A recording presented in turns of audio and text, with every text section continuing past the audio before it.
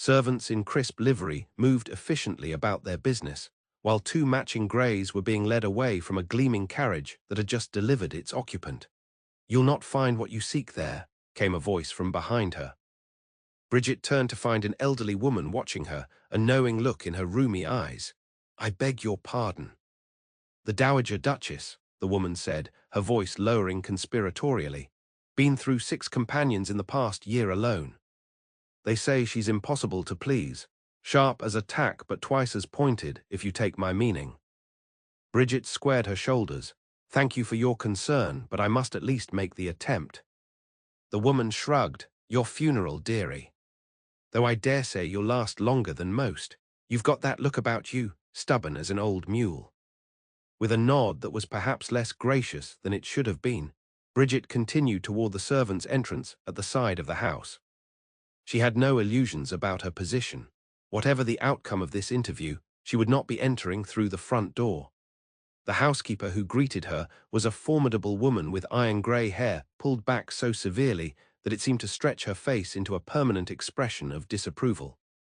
"Miss Kensington for the companion position," Bridget said, attempting to keep the tremor from her voice. "You're the 14th this week," the housekeeper replied, eyeing Bridget's modest attire with undisguised skepticism. "Follow me." Her Grace does not like to be kept waiting. As they ascended the servants' staircase, Bridget caught glimpses of the house's grandeur through partially open doors. Gilded frames housing ancestral portraits, gleaming marble floors, and furnishings that likely cost more than what her father had earned in a decade of scholarly work. "Remember your place," the housekeeper said as they reached the dowager's private sitting room. "Speak only when spoken to, never contradict her Grace, and under no circumstances mention the Duke." "The Duke?" Bridget asked, confused. The housekeeper's lips thinned to a nearly invisible line. "The current Duke. Her Grace's grandson. It is not a subject for discussion." Before Bridget could inquire further, the door swung open to reveal a room bathed in morning light. Despite the warmth of the day, a fire crackled in the hearth.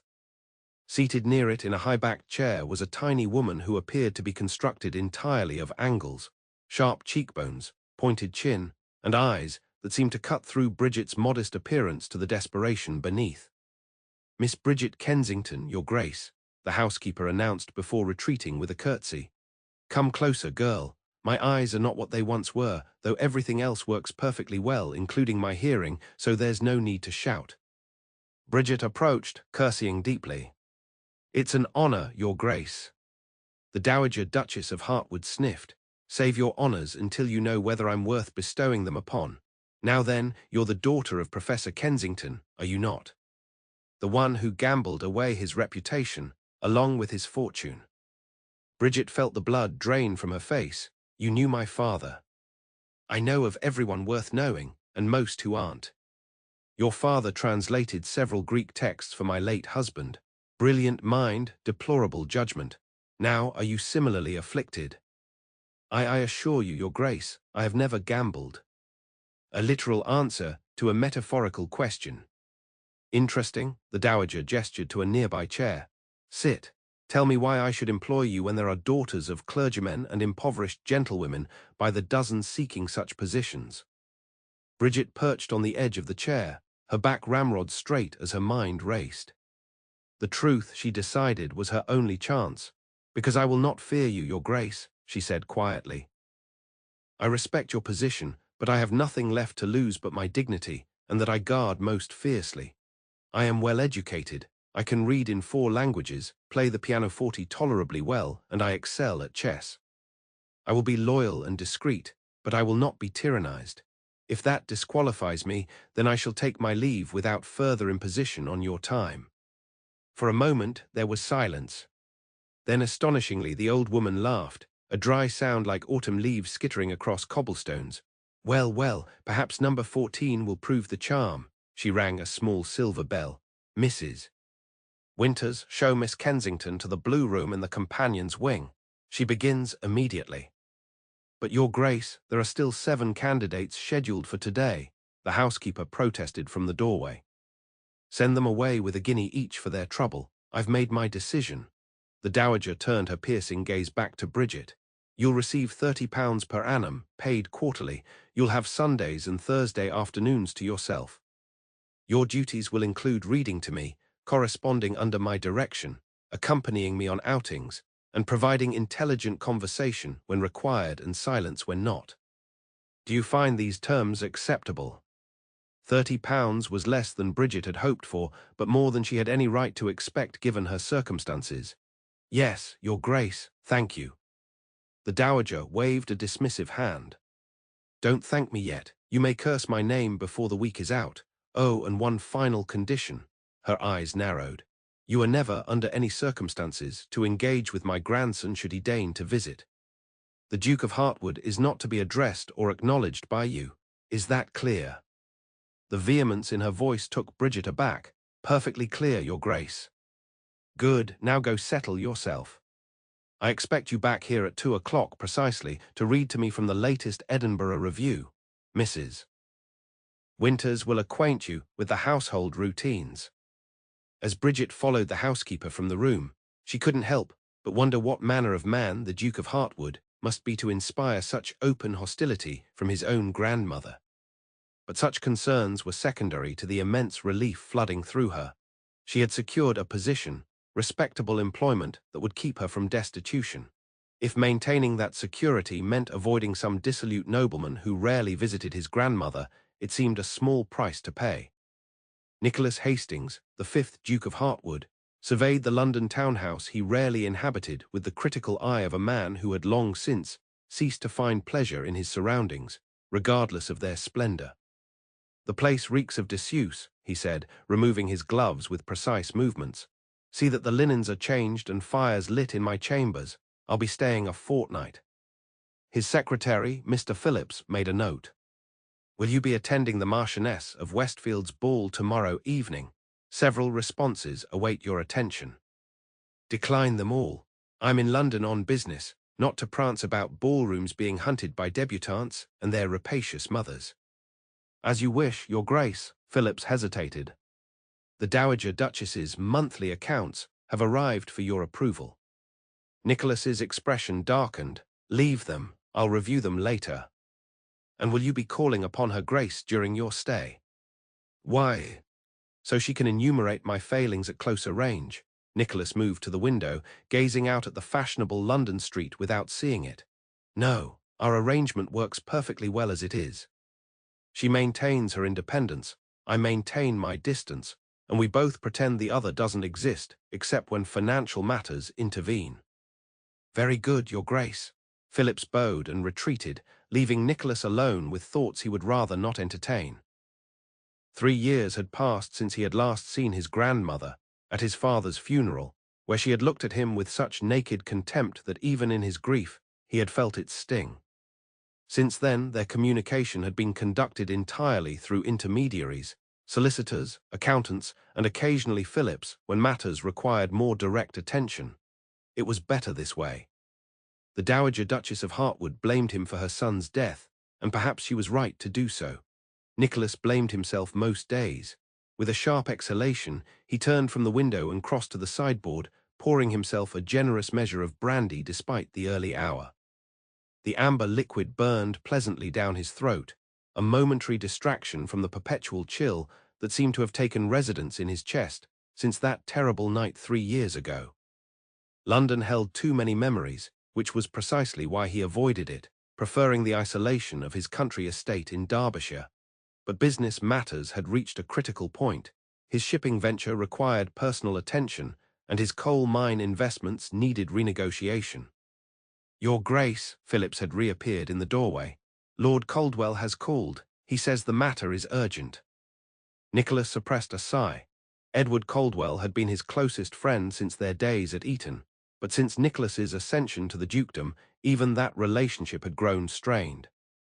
Show him in. Moments later, Edward strode into the room, his customary grin in place though it didn't quite reach his eyes. Nick, back from your self-imposed exile at last. London's been dreadfully dull without you. I doubt that. You seem to feature in the scandal sheets with impressive regularity. Nicholas gestured toward the decanters. Drink. Too early, even for me, Edward replied. dropping into a chair with casual disregard for the fine brocade. "Besides, I come as a messenger. My mother insisted I deliver this personally." He extended an envelope bearing the Coldwell seal. Nicholas took it with a raised eyebrow. "Lady Coldwell has taken to using her son as a courier. Times must be dire indeed. She's hosting a dinner party tomorrow night. Small, intimate, nothing like the crush at Westfields. She's quite determined you should attend." Nicholas broke the seal and scanned the elegant handwriting.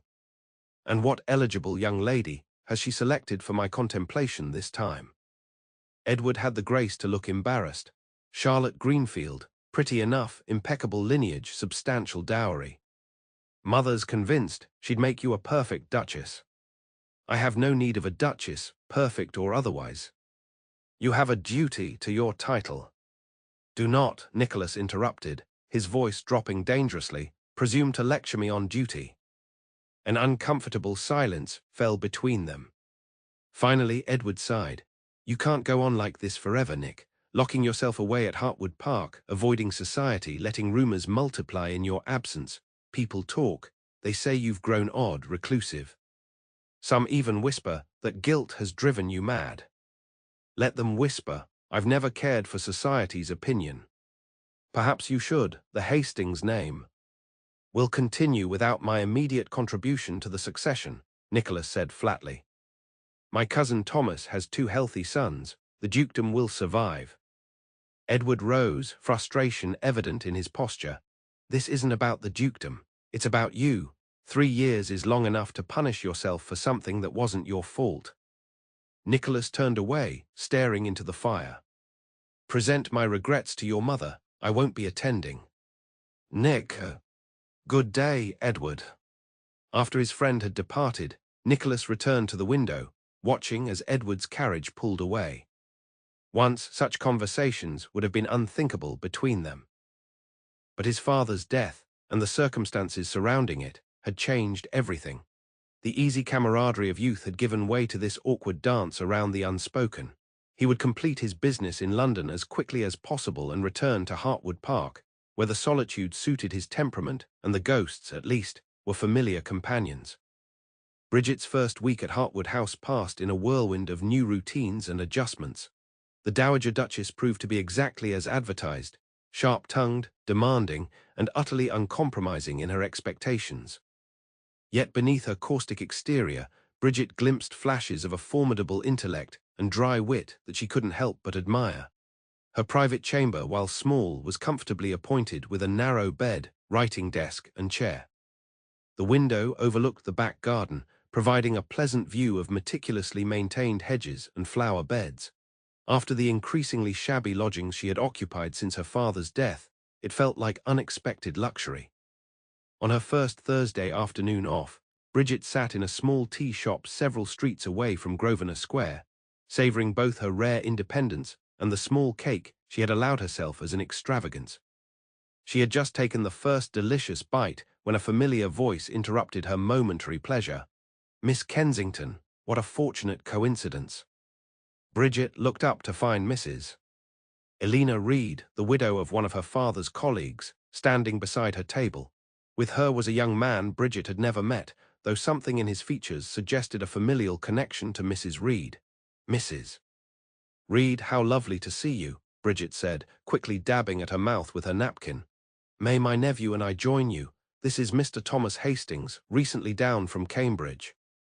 The name caught Bridget's attention immediately. Hastings, the same surname as the Duke of Hartwood. Could there be a connection? She gestured to the empty chairs, curiosity overcoming her desire for solitude. "I understand you've secured a position with the Dowager Duchess of Hartwood," Mrs. Reed said as they settled themselves. "A most fortunate placement, though I admit I was surprised to hear it. The Dowager is known to be rather particular." "She is exacting but fair," Bridget replied diplomatically. "I find her company stimulating." Thomas Hastings chuckled. "That's a charitable way of putting it. Aunt Agatha has always been rather terrifying, though she seems to have grown more so since Uncle Henry's death." "Aunt Agatha," Bridget couldn't hide her surprise. "You're related to the Dowager." My father is cousin to the current duke, he explained, which makes the dowager my great-aunt by marriage. We don't see much of her these days. She keeps herself quite isolated since the scandal. Mrs. Reed shot her nephew a warning look. Thomas, perhaps this is not the appropriate venue. Oh, surely Miss Kensington has heard the rumours. Everyone in London has. Bridget hesitated. Her Grace has not confided in me regarding family matters, and I would not presume to ask. Admirably discreet, Mrs. Reed approved. Though I suspect you must be curious about the rift between the Dowager and the Duke.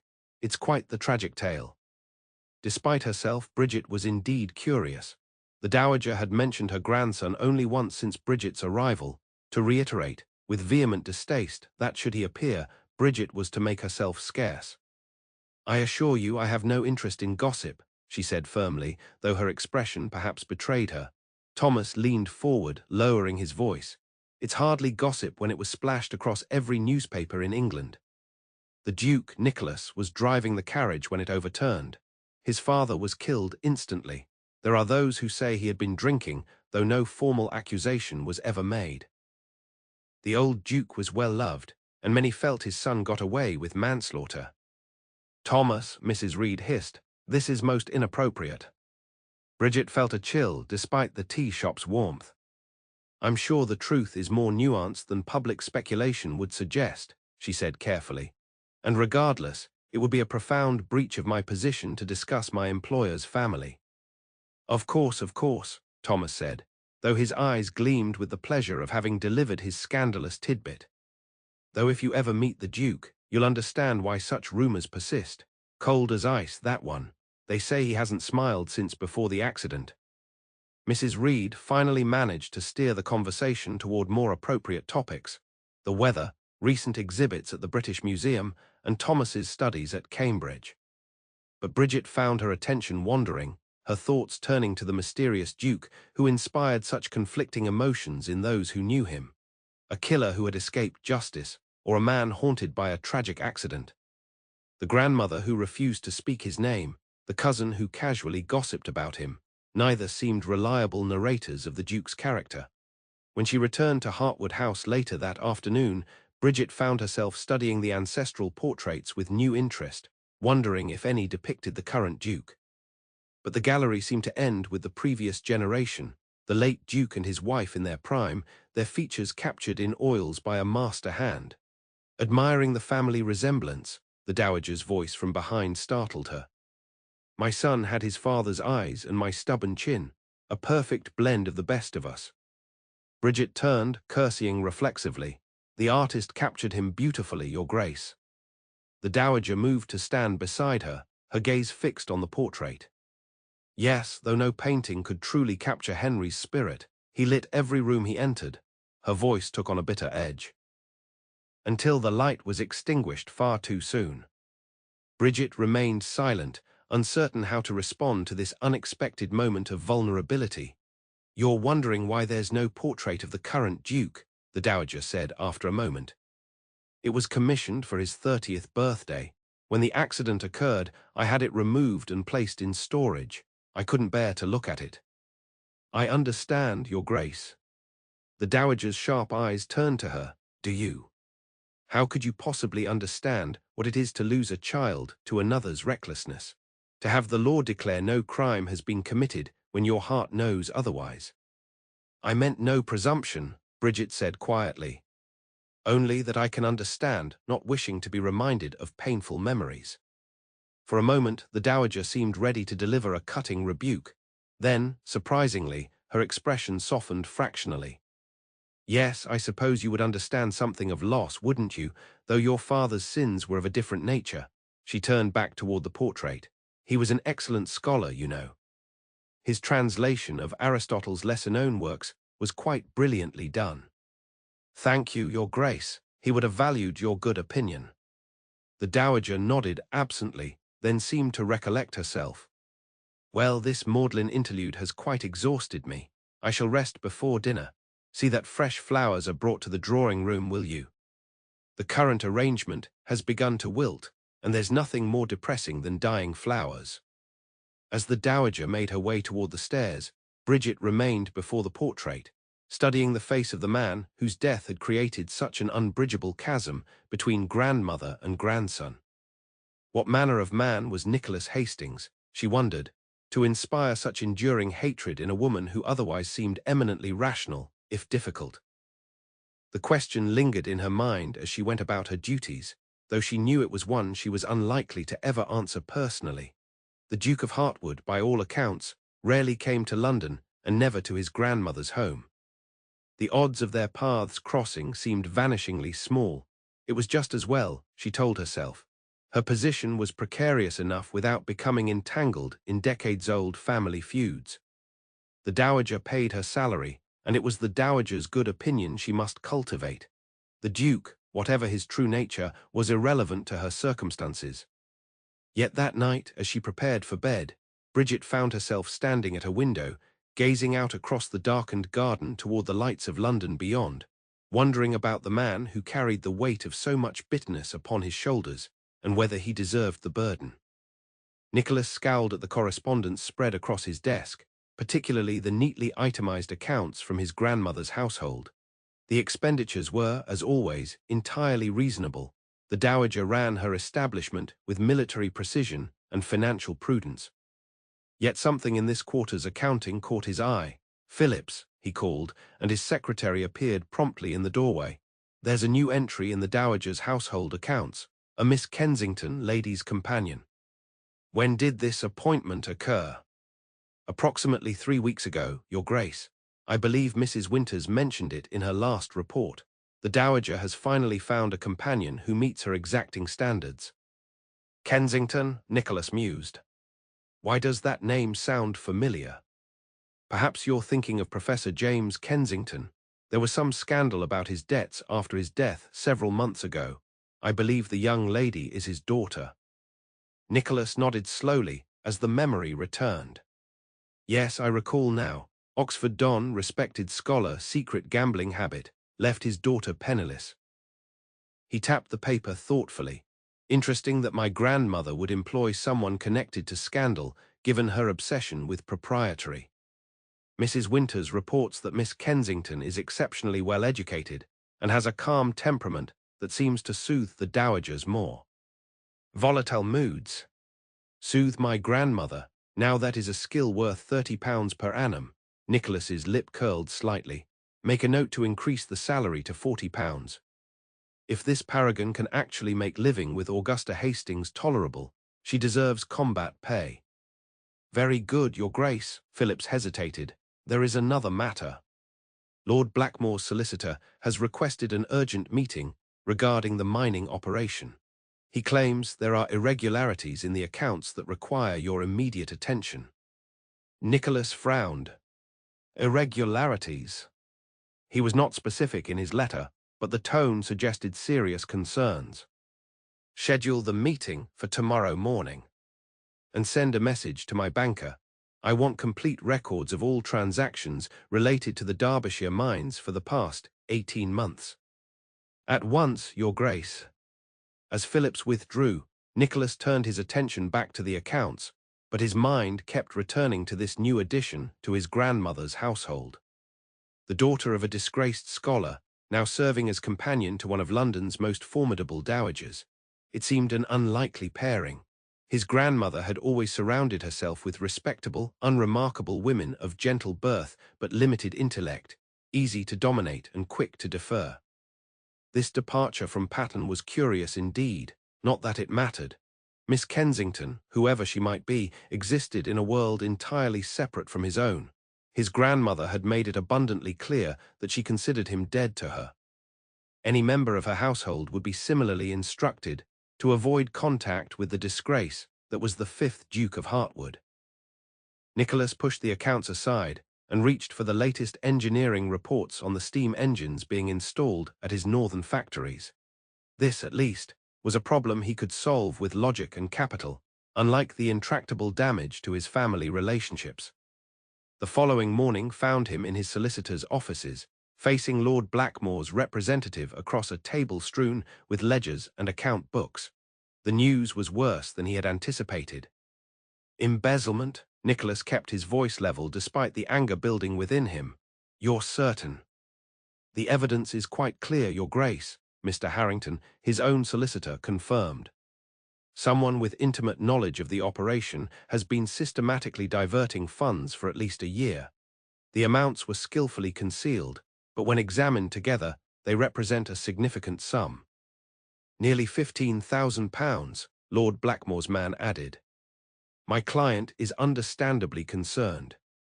"As am I," Nicholas said coldly. "This theft occurred under the supervision of managers I personally selected and trusted." "Which raises uncomfortable questions about who might be responsible," Harrington said carefully. "The complexity of the scheme suggests someone with considerable financial acumen." "Jasper Morton," Nicholas said immediately. "He's been managing the accounts since we expanded operations last spring." "A logical suspect," Harrington agreed. "However, I would caution against making accusations without absolute proof. Mr. Morton comes from a well-connected family. If he is innocent, any suggestion otherwise could result in a libel case." Nicholas drummed his fingers on the table, mind racing through possibilities. "We'll need to conduct a thorough audit without alerting him to our suspicions. Can you recommend a trustworthy accountant who can be relied upon for both skill and discretion?" "I believe so, Your Grace." "Then make the arrangements immediately. I want this resolved before I return to Derbyshire." As the meeting concluded with promises of swift action, Nicholas found his mood darkening further. Trust betrayed yet again. It seemed a constant theme in his life. He had trusted his horses that night 3 years ago, trusted his own abilities despite the fog and his fatigue.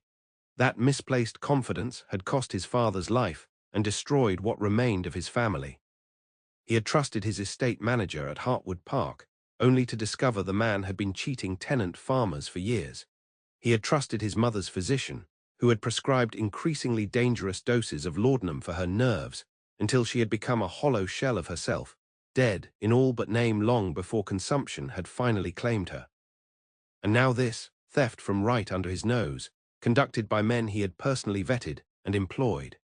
By the time Nicholas returned to his townhouse, the familiar cold anger had settled deep in his chest, reinforcing his conviction that isolation was the only rational response to a world determined to punish any hint of faith in others. "Your Grace," Phillips greeted him in the entrance hall, "a message arrived from Lady Caldwell while you were out. She insists upon knowing whether you'll reconsider her dinner invitation for tonight." "My answer remains unchanged," Nicholas replied, handing his hat and gloves to the waiting footman. "Though you may tell her I appreciate her persistence in the face of certain defeat." "Very good, Your Grace," Phillips replied with the faintest hint of disapproval. "Also, there is a matter regarding your grandmother that requires attention."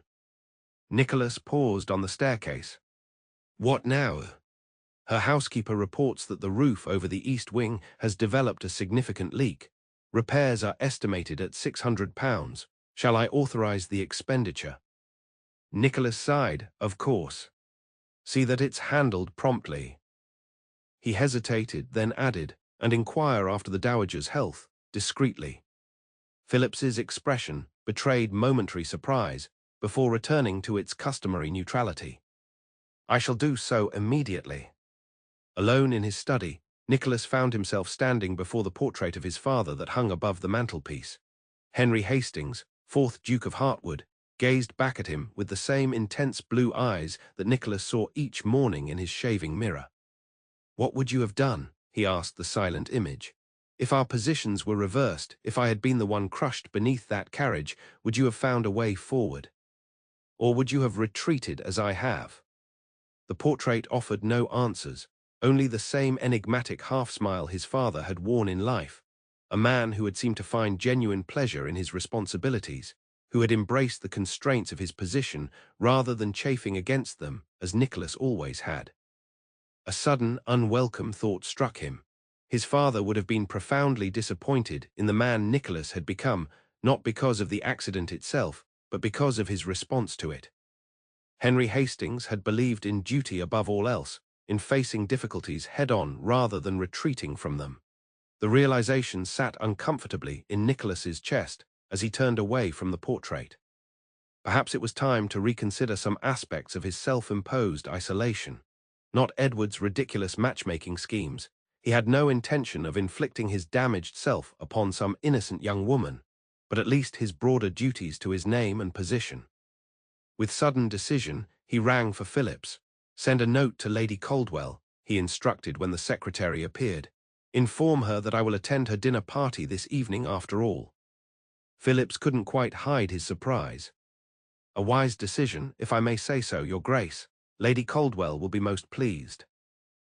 "I'm not doing it to please her," Nicholas said shortly. "I merely find myself in need of distraction from business concerns this evening." "Of course, Your Grace. Shall I lay out the formal evening attire?" "Yes, and have the carriage ready at 7. As Phillips withdrew to make the arrangements, Nicholas wondered if he was making a mistake. Society had largely forgotten the specifics of the scandal by now, but he had not forgotten the whispers, the sideways glances, the conversations that halted abruptly when he entered a room in those first months after the accident. But hiding away had solved nothing. Perhaps it was time to test the waters of society again, if only to prove to himself that he could endure it. Little did he know that this small decision, to attend a dinner party he had initially rejected, would set in motion a chain of events that would shatter the carefully constructed walls around his heart and challenge everything he believed about himself and his future. The Dowager Duchess was in a particularly foul mood that evening, finding fault with everything from the temperature of her soup to the way Bridget had arranged her shawl around her shoulders. "You've been distracted all day," she accused as Bridget helped her prepare for bed.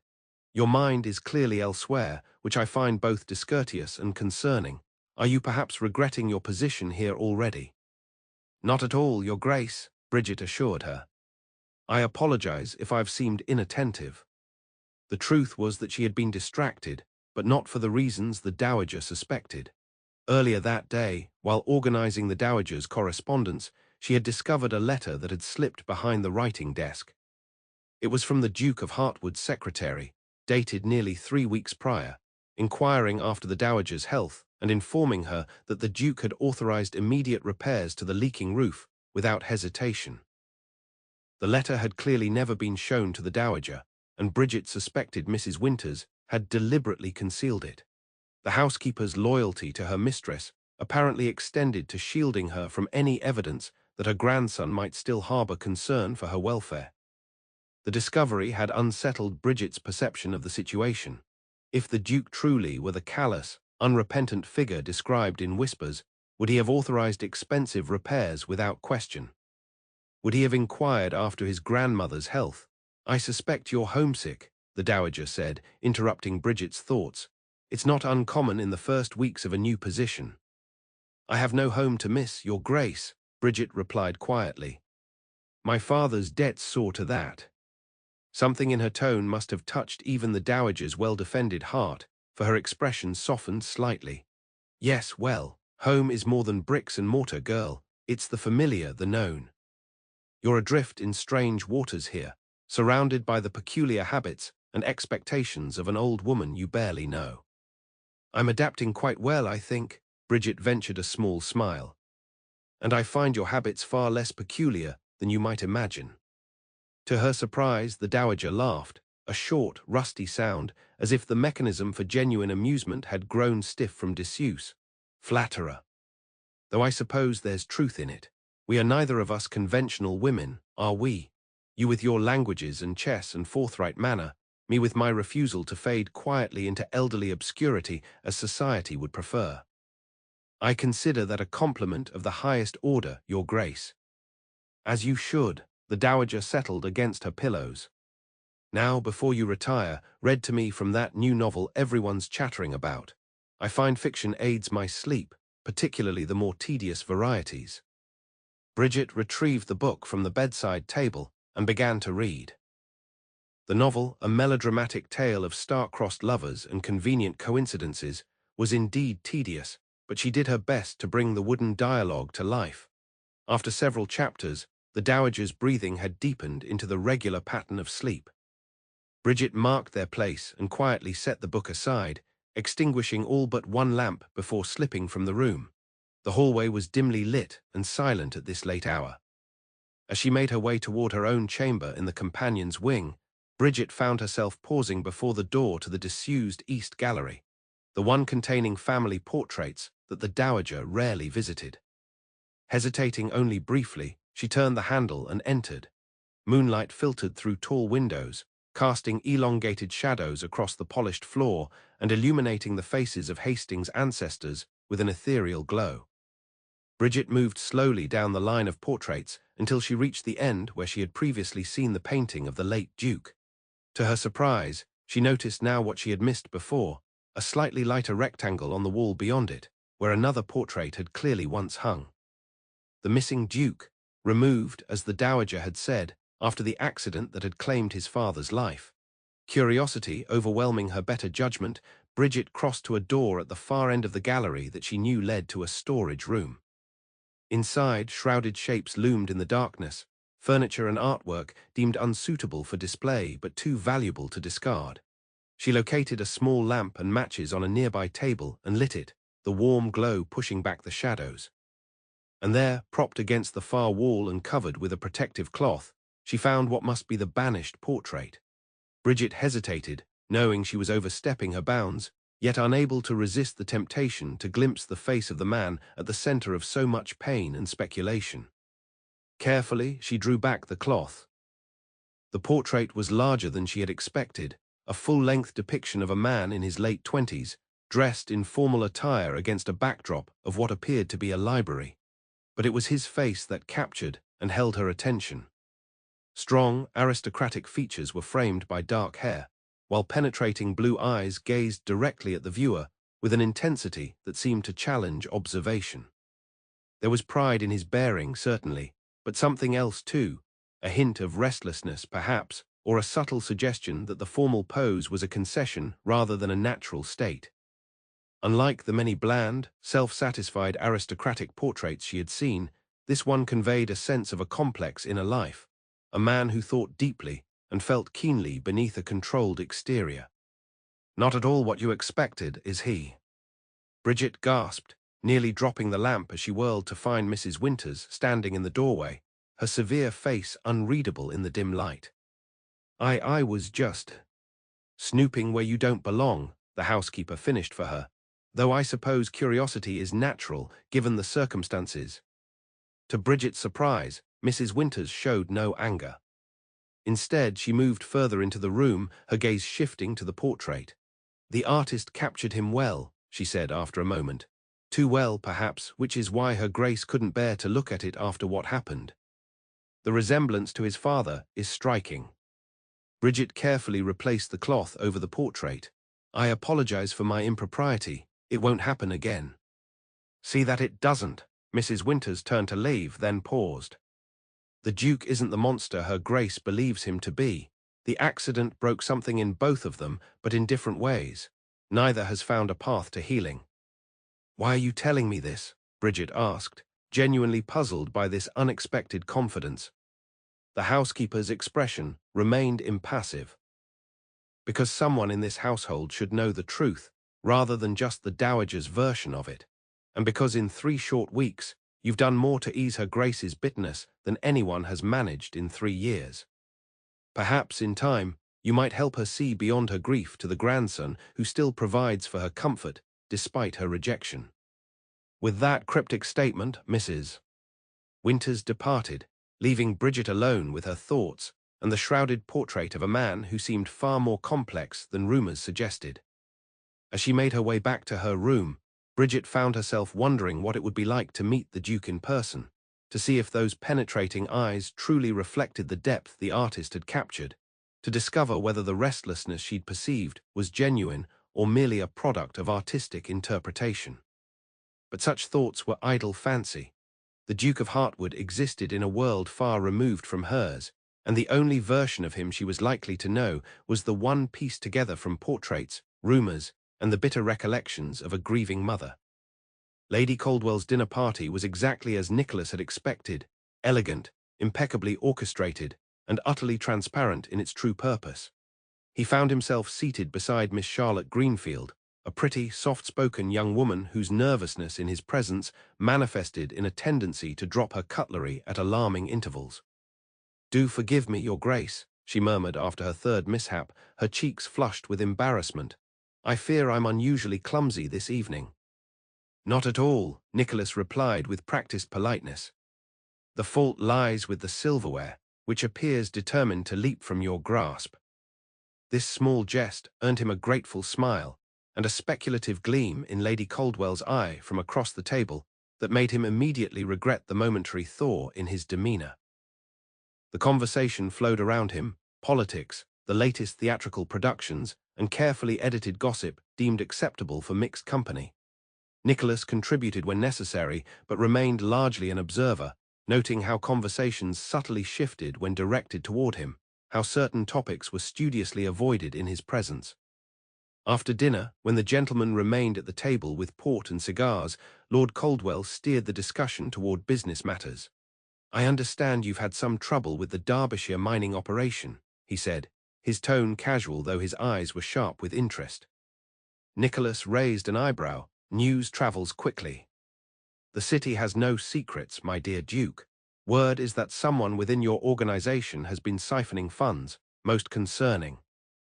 "The matter is being investigated," Nicholas replied coolly, disliking the eager attention that had suddenly focused on him from around the table. "If I may offer some advice," began an older gentleman Nicholas recognized as a director of the Bank of England, "these situations often require a personal touch. Distance management invites misconduct." "Are you suggesting I should take up residence in a mining camp to prevent theft?" Nicholas asked dryly. The gentleman chuckled. "Hardly. But regular, unexpected appearances tend to keep employees honest. When the master's eye is distant, his pocket is often picked."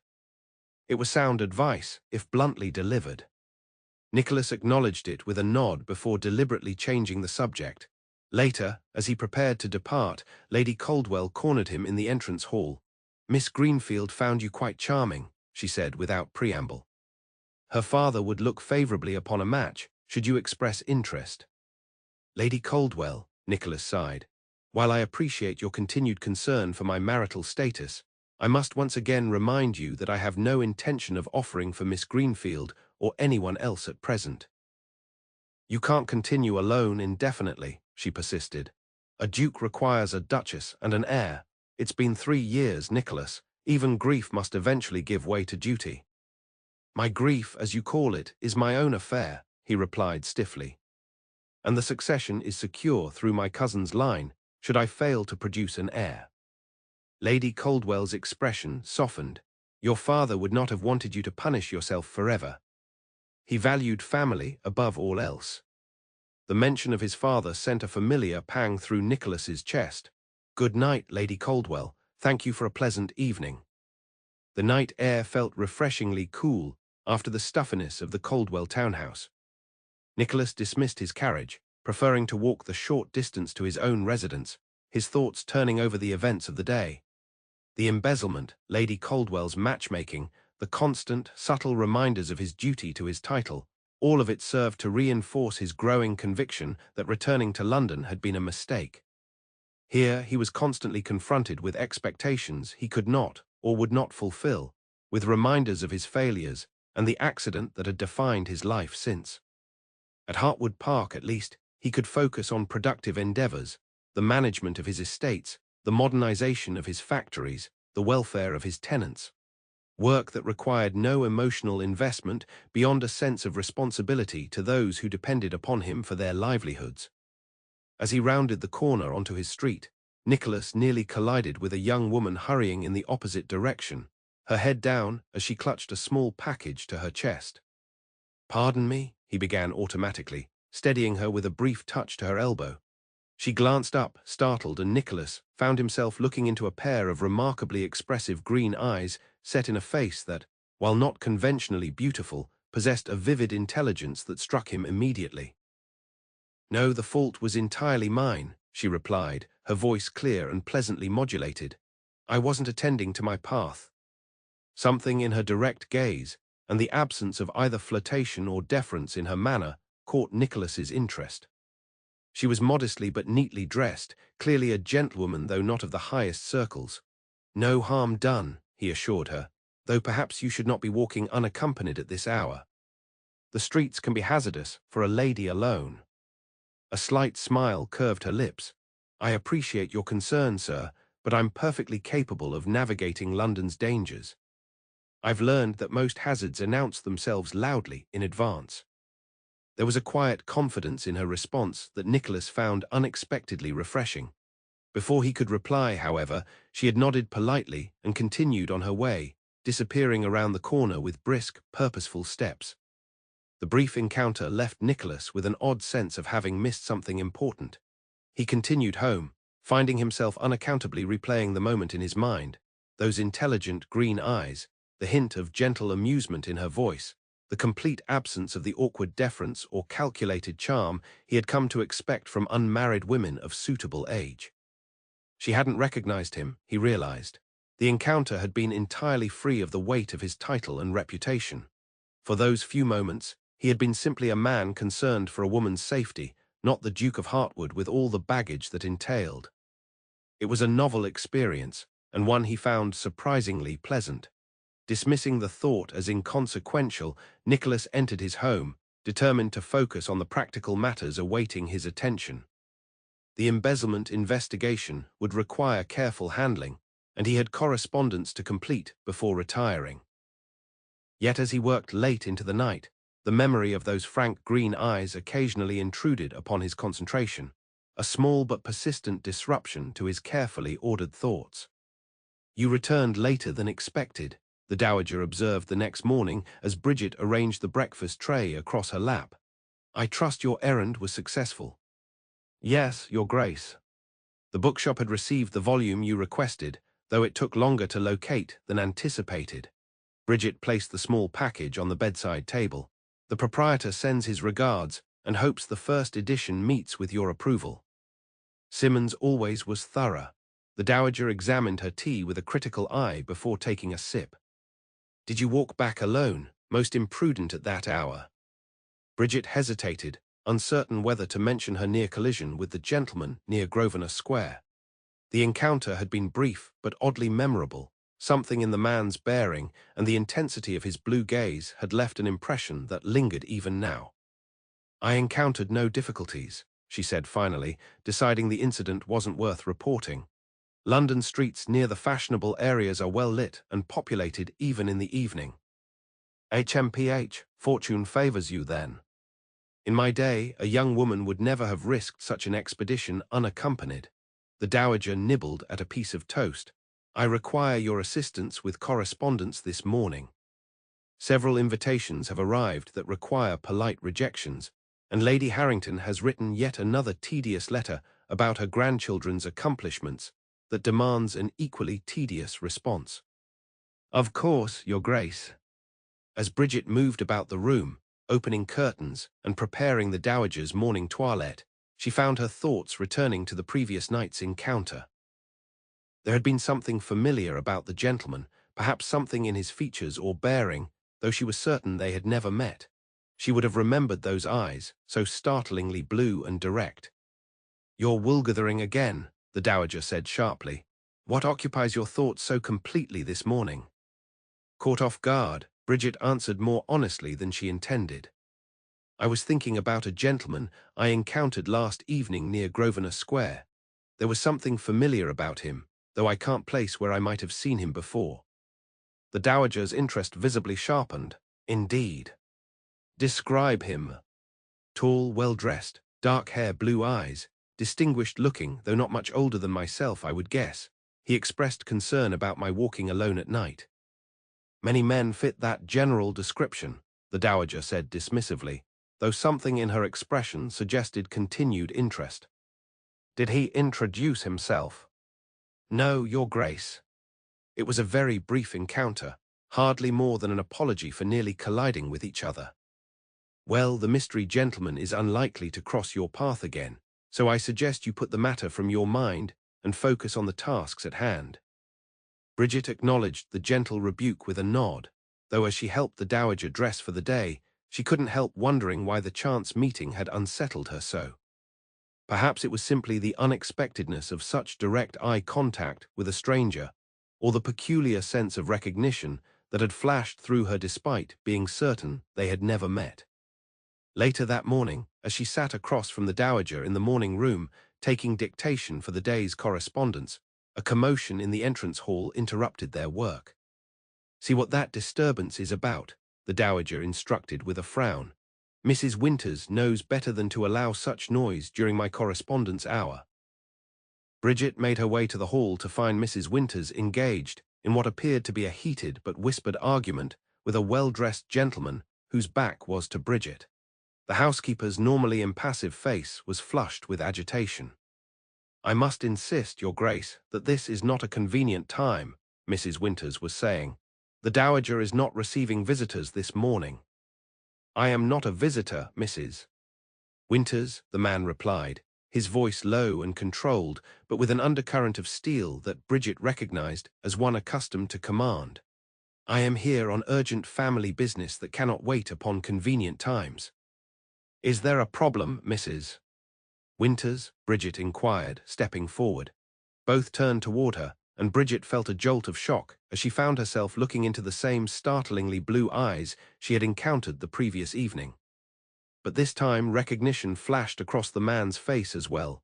"You," he said, sounding as surprised as she felt. "You know each other?" Mrs. Winters asked, her gaze darting between them with evident confusion. Before either could respond, the Dowager's imperious voice carried from the morning room. "Bridget, what is the meaning of this interruption?" The man's expression hardened at the sound. "Ah, my grandmother. Still in possession of the warmest welcome in London, I see." With a sudden, sickening clarity, Bridget realized who stood before her, the Duke of Hartwood himself, the very man she had been expressly forbidden to acknowledge should their paths ever cross. "Your Grace," she managed, dropping into a hasty curtsy. "I." "Miss Kensington, is it not?" he interrupted, his gaze assessing. "We met briefly last evening, though introductions were not exchanged." "What is happening out there?" the Dowager called again, her voice closer now.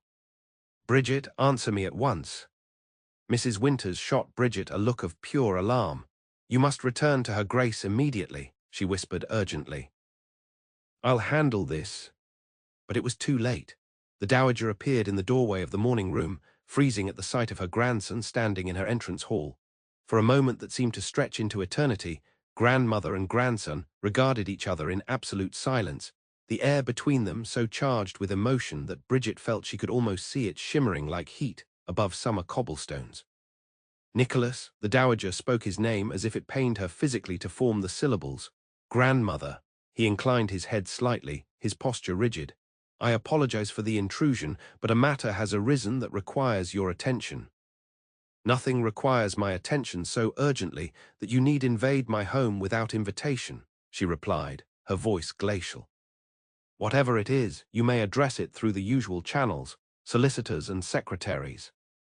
The Duke's jaw tightened visibly. "This concerns the Hastings jewels, specifically the sapphire parure that was part of my mother's bridal portion." Something flickered across the Dowager's face, surprise, perhaps, or alarm. "The jewels are secure in the bank vault, where they have remained since her death. What possible concern could they present now?" "They are not in the vault," he said flatly. "They were removed 3 months ago by someone claiming to act on your authority. I discovered this only yesterday when my secretary went to retrieve the inventory for insurance purposes." The Dowager's hand went to her throat in a gesture of genuine shock. "That's impossible. I have given no such authorization." "Nevertheless, it has occurred." The Duke's gaze was penetrating. "The bank manager accepted a letter bearing what appeared to be your signature and seal. The jewels, valued at approximately £20,000, are now missing." Bridget watched the color drain from the Dowager's face. For a moment, she feared the elderly woman might faint. Without thinking, she moved to the Dowager's side, offering her arm for support. "This is outrageous," the Dowager said, her voice less steady than before.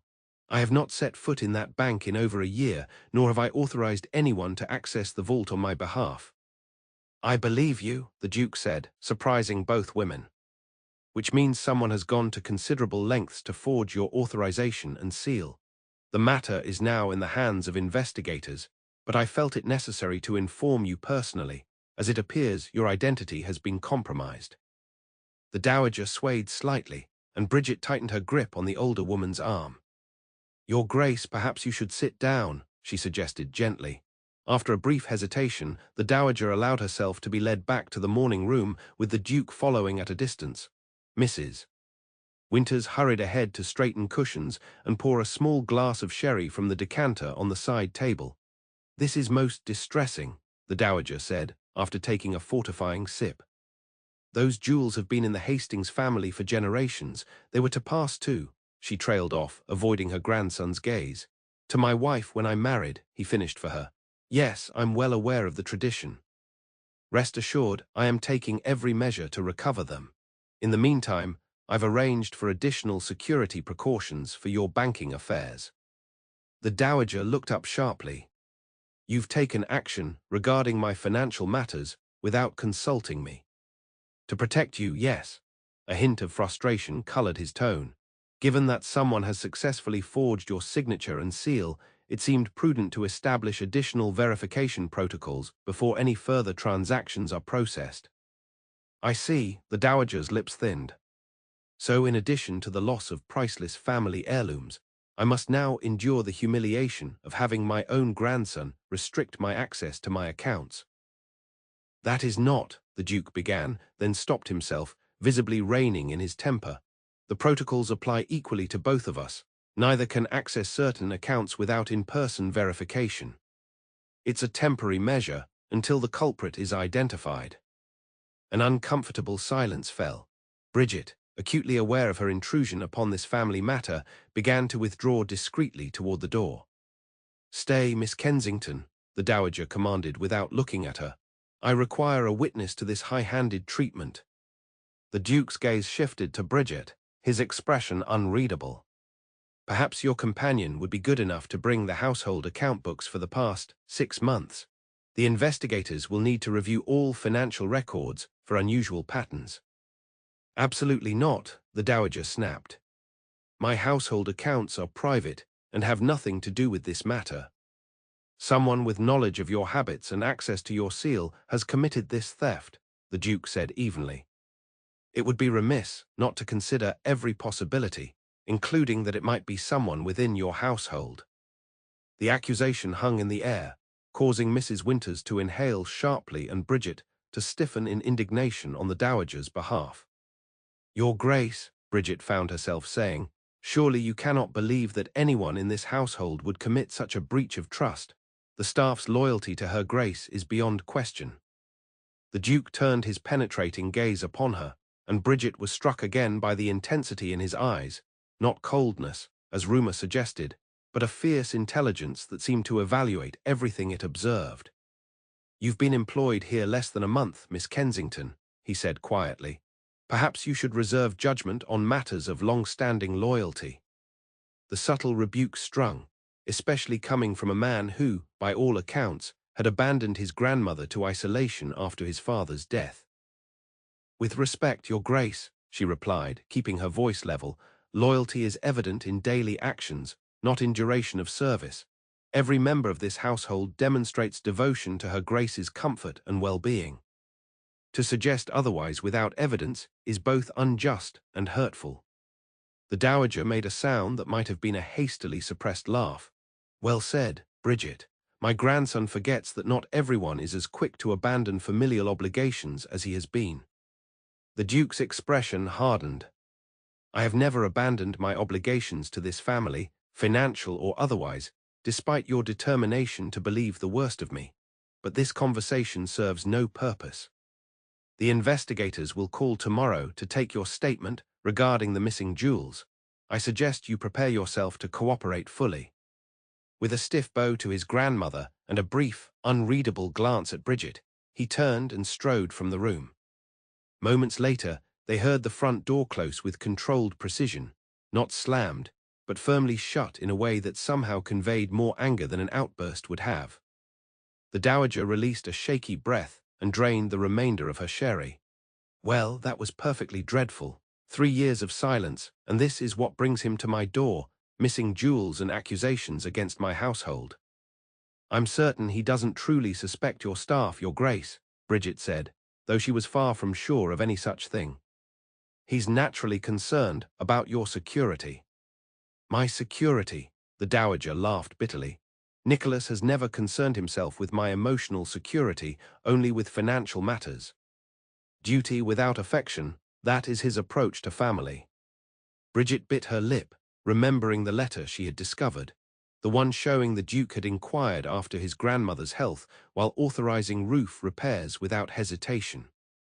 Perhaps, she ventured cautiously, there has been misunderstanding on both sides. Grief affects people differently, and— Do not presume to lecture me on grief, girl, the Dowager interrupted sharply. I lost my son, my only child, because of his recklessness. That is not a misunderstanding. It is an unforgivable fact.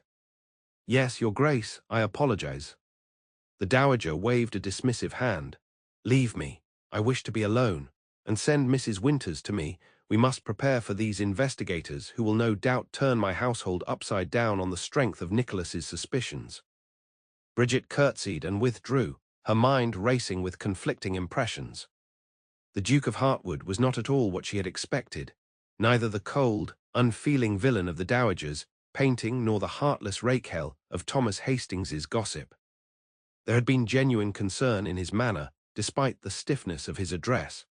And those eyes, intense, yes, but also troubled in a way that suggested the weight he carried was more complex than mere indifference to his grandmother's feelings. As she went in search of Mrs. Winters, Bridget couldn't help but wonder what truly lay at the heart of the rift between these two proud, wounded people, and whether anyone could ever bridge the chasm of grief and recrimination that separated them. The investigators arrived the following morning, two serious men in sober suits who interviewed each member of the household separately, beginning with the Dowager herself. Bridget's turn came shortly before luncheon in the small library that had been set aside for the purpose. Miss Kensington, the elder of the two men, greeted her, consulting a notebook. You've been employed as the Dowager Duchess's companion for approximately 3 weeks, is that correct? Yes, sir. And prior to that you were, he left the question hanging. I was caring for my father, Professor James Kensington, during his final illness. After his death, I sought employment as my circumstances required it. Ah, yes, Professor Kensington. The man exchanged a glance with his colleague. There was some unfortunate business regarding his estate, I believe. Bridget kept her expression neutral, despite the familiar pang of shame. My father left significant debts that became apparent after his death. The estate was liquidated to satisfy his creditors. I see. And during your 3 weeks of employment, have you observed anything unusual regarding the Dowager Duchess's correspondence or visitors? No, sir. Her Grace leads a relatively quiet life. She receives few visitors and maintains correspondence primarily with long-standing acquaintances. Has she mentioned the Hastings jewels at any time? Never in my presence. And have you at any time been asked to handle Her Grace's banking matters or financial correspondence? No, sir.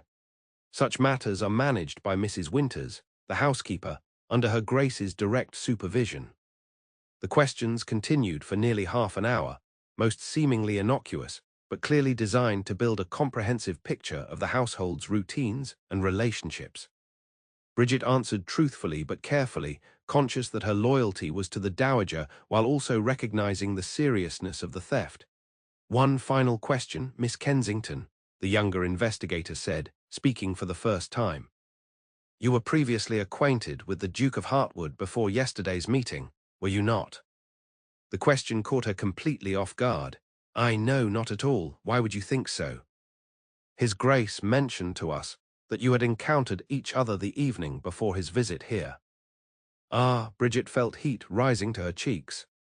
That was a chance meeting on the street, a momentary collision as I was returning from an errand. We didn't introduce ourselves. I had no idea who he was until he arrived here yesterday. Yet you recognized each other immediately, the man persisted. It was a memorable encounter precisely because it was awkward, Bridget explained, growing uncomfortable with the implication in his tone. but it was entirely coincidental and lasted less than a minute. The men exchanged another of those unreadable glances before the elder nodded. "Thank you, Miss Kensington. That will be all for now." As she left the library, Bridget encountered the Duke himself in the hallway, apparently arriving to confer with the investigators. He looked tired, she thought, noting the slight shadows beneath his eyes and the tension evident in his bearing. "Miss Kensington," he acknowledged with a slight inclination of his head. "Your Grace," she curtsied automatically, then added, "I understand you mentioned our previous encounter to the investigators." A flicker of something, annoyance, embarrassment, crossed his features, merely in the interest of complete disclosure. "I apologize if it caused you discomfort. It seems to have created the impression that we were previously acquainted, which could potentially cast doubt on my trustworthiness in this household." The Duke regarded her with those disconcertingly direct eyes. "That was not my intention. I will clarify the matter with them." "Thank you," she hesitated, then added impulsively, "Your grandmother is more distressed by this situation than she allows others to see. This invasion of her privacy feels like a violation of her last sanctuary." His expression hardened slightly. "The theft of family heirlooms worth £20,000 is rather more than an invasion of privacy, Miss Kensington. But I assure you, the investigation will be conducted with all possible discretion." "Of course, I didn't mean to imply otherwise." A moment of awkward silence stretched between them before the Duke spoke again, his tone marginally less formal. "How is she, truly?" The simple question contained layers of meaning that Bridget couldn't fully decipher. Was he asking about his grandmother's health, her state of mind, her feelings toward him? "She is remarkably resilient," Bridget answered carefully. "But this incident has shaken her more than she would admit, particularly the implication that someone she trusts might have betrayed her." He nodded, a shadow passing across his features. "Yes, betrayal by those we trust is particularly difficult to bear." Something in his tone suggested personal experience with such betrayal, and Bridget found herself wondering again about the true nature of the rift between grandmother and grandson. Was there more to the story than the tragedy of the carriage accident? Before she could respond, the library door opened and the investigators emerged. "Ah, Your Grace," the elder man said, "we were about to send for you. We've completed the initial interviews and have some preliminary observations to share." With a brief nod to Bridget, the Duke followed the men back into the library, the door closing firmly behind them. Bridget continued to the Dowager's chambers, finding the elderly woman seated by the window, her posture rigid with suppressed tension. "Well," the Dowager demanded without preamble, "what did those men ask you?" "Standard questions, I believe," Bridget replied, taking her usual seat. "About household routines, your correspondence, whether I'd ever handled financial matters on your behalf." "And my grandson? Did they ask about him?" "Only regarding our chance meeting the evening before he came here." Bridget hesitated, then added, "He's here now, speaking with the investigators." The Dowager's fingers tightened on the arms of her chair. "In my home again, giving orders and casting suspicion on loyal servants who have been with me for decades, while he has been absent for years. I believe he's genuinely concerned for your welfare, Your Grace." "My welfare?" The Dowager's laugh was harsh. "Nicholas concerns himself with the family name and fortune, not with my welfare. If he cared about that, he would have," she trailed off, shaking her head. "No matter, what's done is done." "What would he have done?" Bridget asked gently. "If he truly cared." For a moment, she thought the Dowager wouldn't answer. Then, almost inaudibly, "He would have begged my forgiveness. Not once in 3 years has he acknowledged his responsibility for my son's death. Not once has he expressed genuine remorse." The raw pain in her voice struck Bridget to the core.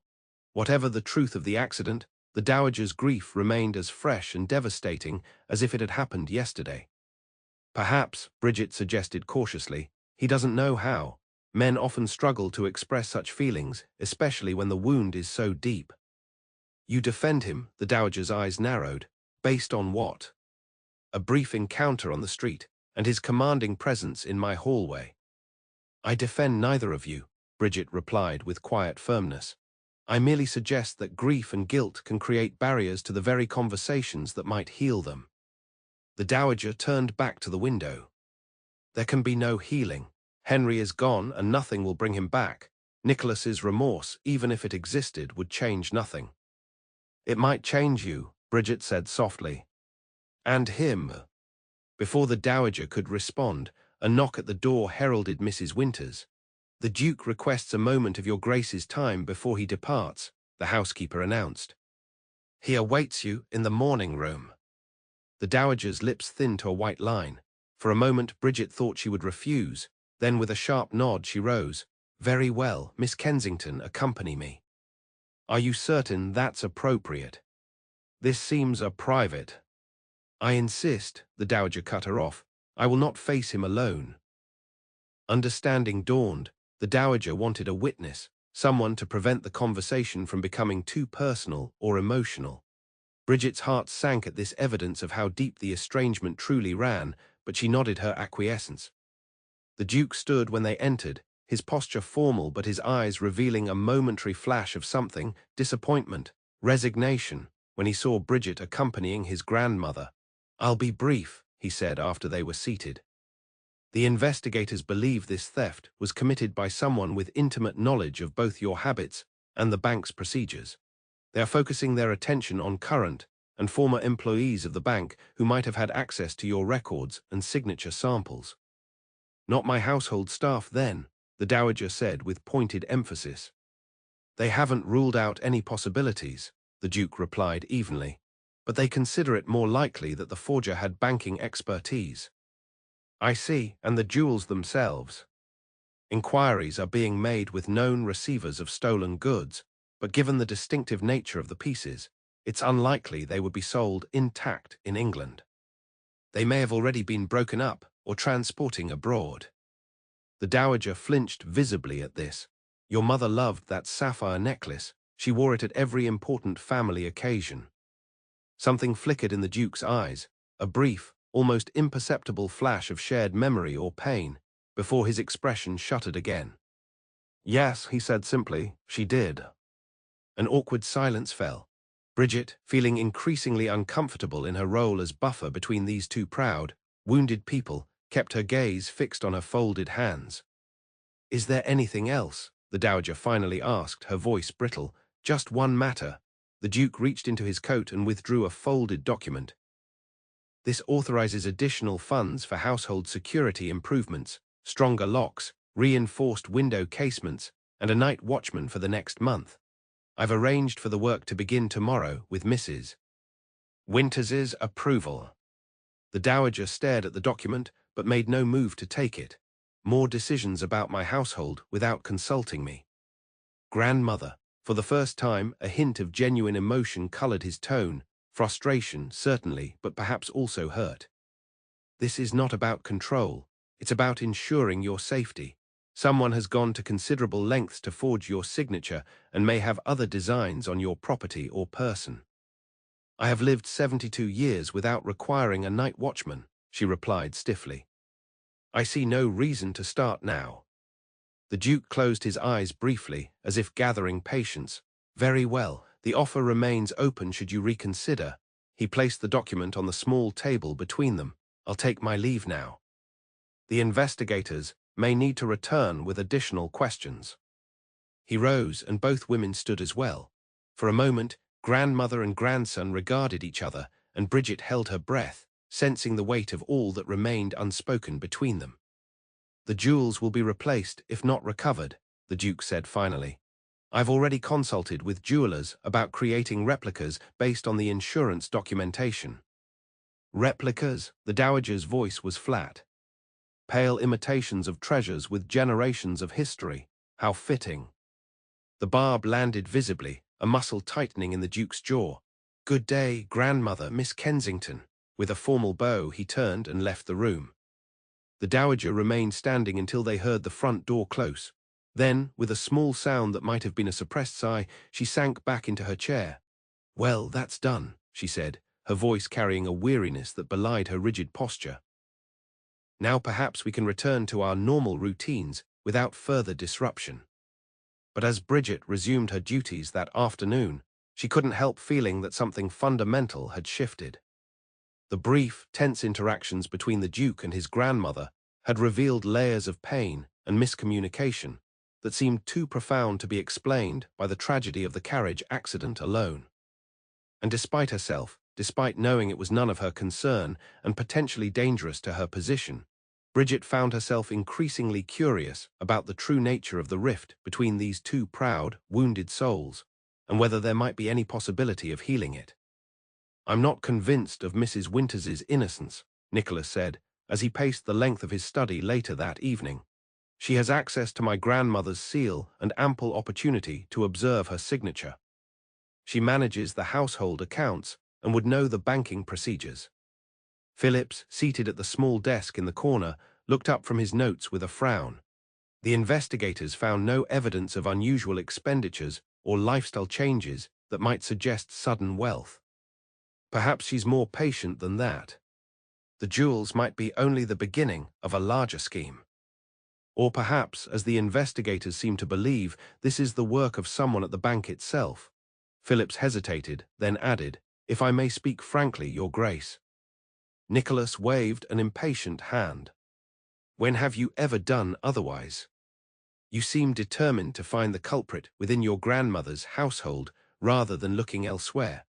One might almost suspect you of wanting to prove your point about her vulnerability." The observation struck uncomfortably close to the truth.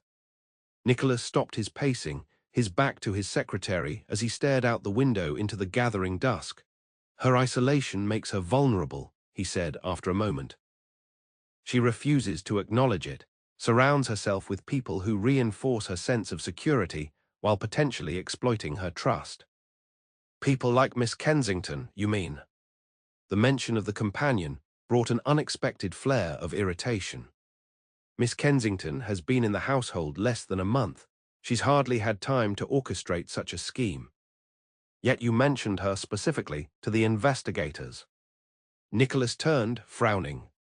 "I mentioned our prior encounter in the interest of complete transparency, nothing more." "Of course, Your Grace." Phillips's tone was neutral, but something in his expression suggested he found his employer's defensiveness noteworthy.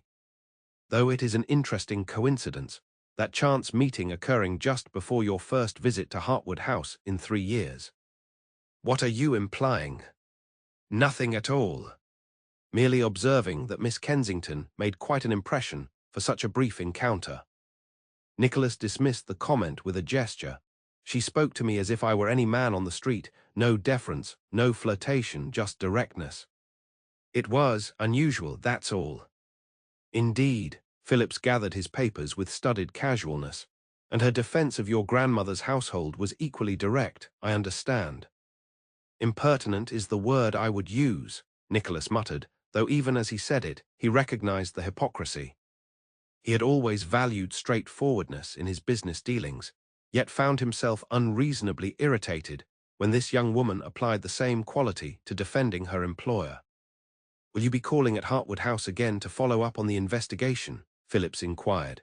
"No. Further communication can be handled through the investigators or by letter." The prospect of another confrontation with his grandmother, especially with those clear green eyes watching and judging him, held no appeal. "I've done my duty by warning her. The rest is in the hands of the authorities." Phillips nodded and withdrew, leaving Nicholas alone with thoughts he found increasingly difficult to order.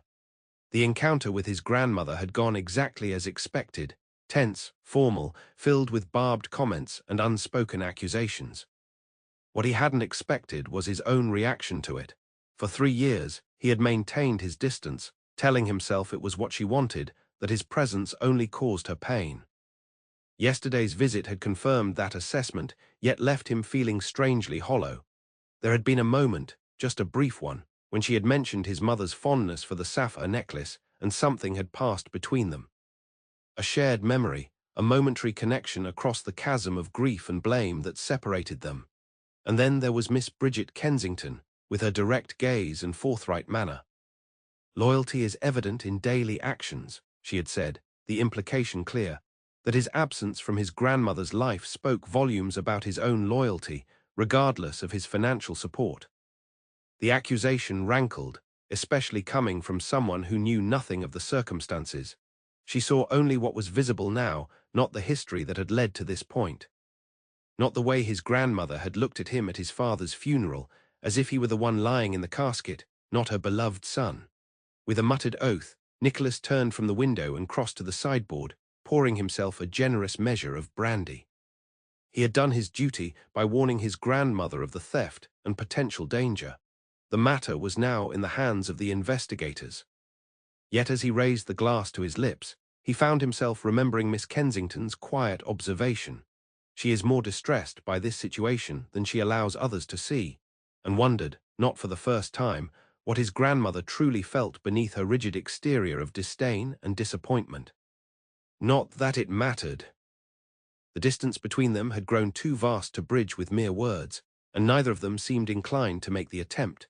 Draining his glass, Nicholas resolved to put both the dowager and her impertinent companion from his mind and focus on the matters at hand, the embezzlement at his mining operation, the upcoming meeting with his shipping partners, the estate matters requiring his attention before he could return to Derbyshire. Yet as he worked late into the night, the image of clear green eyes regarding him with quiet challenge kept intruding on his concentration, an irritant he could neither dismiss nor explain to his satisfaction. The theft of the Hastings jewels became the talk of London society within days, despite the family's attempts at discretion. Whispers circulated at balls and dinner parties, embellished with each retelling until the story had taken on the dimensions of a sensation novel, complete with daring midnight break-ins and sinister foreign agents. For Bridget, the impact was more immediate and practical. The dowager, shaken by the violation of her privacy and the implications of someone exploiting her identity, became increasingly withdrawn and irritable. Her health, always somewhat fragile, showed signs of deterioration as she slept poorly and picked at her meals. "She won't admit it, but she's frightened," Mrs. Winters confided to Bridget a week after the Duke's visit. "In all my years of service, I've never seen her Grace so unsettled." "Has there been any progress in the investigation?" Bridget asked as they spoke quietly in the hallway outside the Dowager's chambers. "None that I've heard. The Duke's secretary sent a note yesterday, but it contained no new information." The housekeeper hesitated, then added in a lower voice, "There's something else troubling her, I think." Something beyond the theft itself.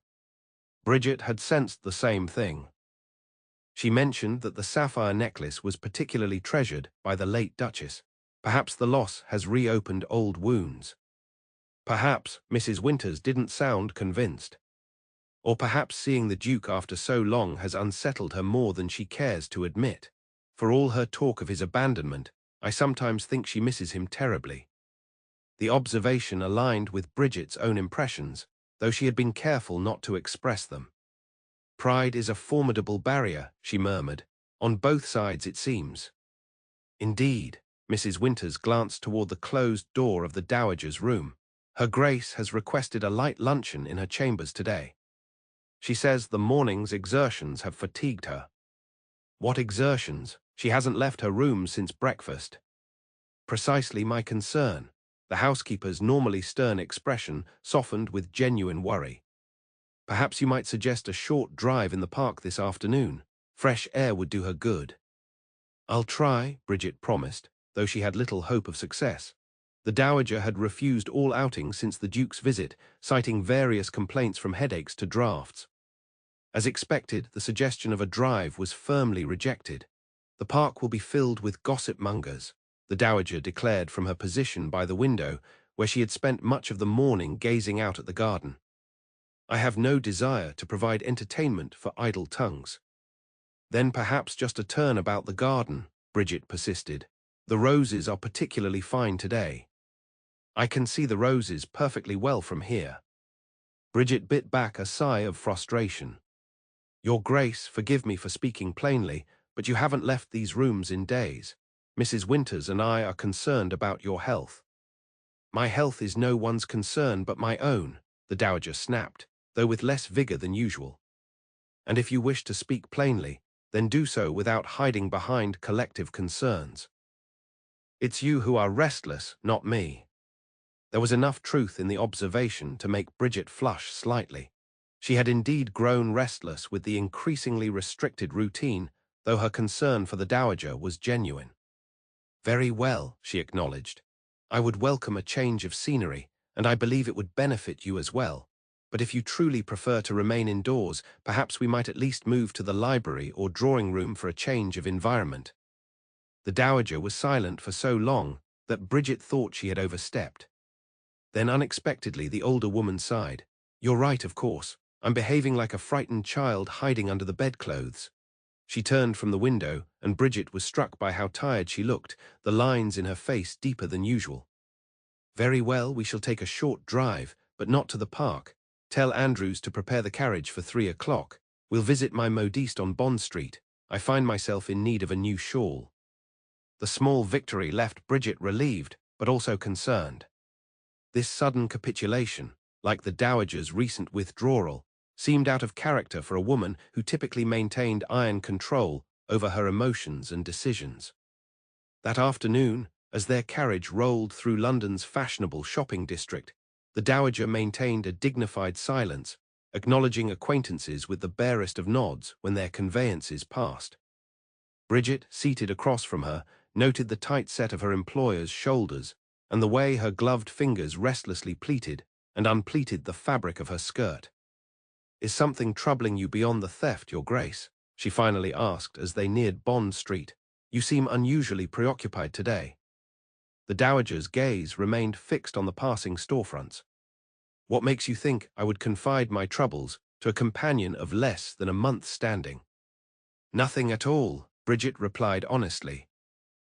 "Except that sometimes it's easier to speak to someone who isn't entangled in one's history. A fresh perspective, without years of accumulated assumptions." This earned her a sharp, assessing glance. "You're entirely too perceptive for your own good, Miss Kensington. Has anyone ever told you that?" "My father, frequently. He claimed I could read his thoughts before he formed them." "And could you?" "Not his thoughts precisely, but I could often anticipate his needs or concerns based on small changes in his expression or behavior." Bridget smiled slightly at the memory. "It used to alarm his colleagues when I would appear with exactly what he required before he had asked for it." The dowager made a non-committal sound, but some of the tension seemed to ease from her posture. "There is something beyond the theft that disturbs me," she admitted after a moment, "but it's a private family matter that I'm not yet prepared to discuss."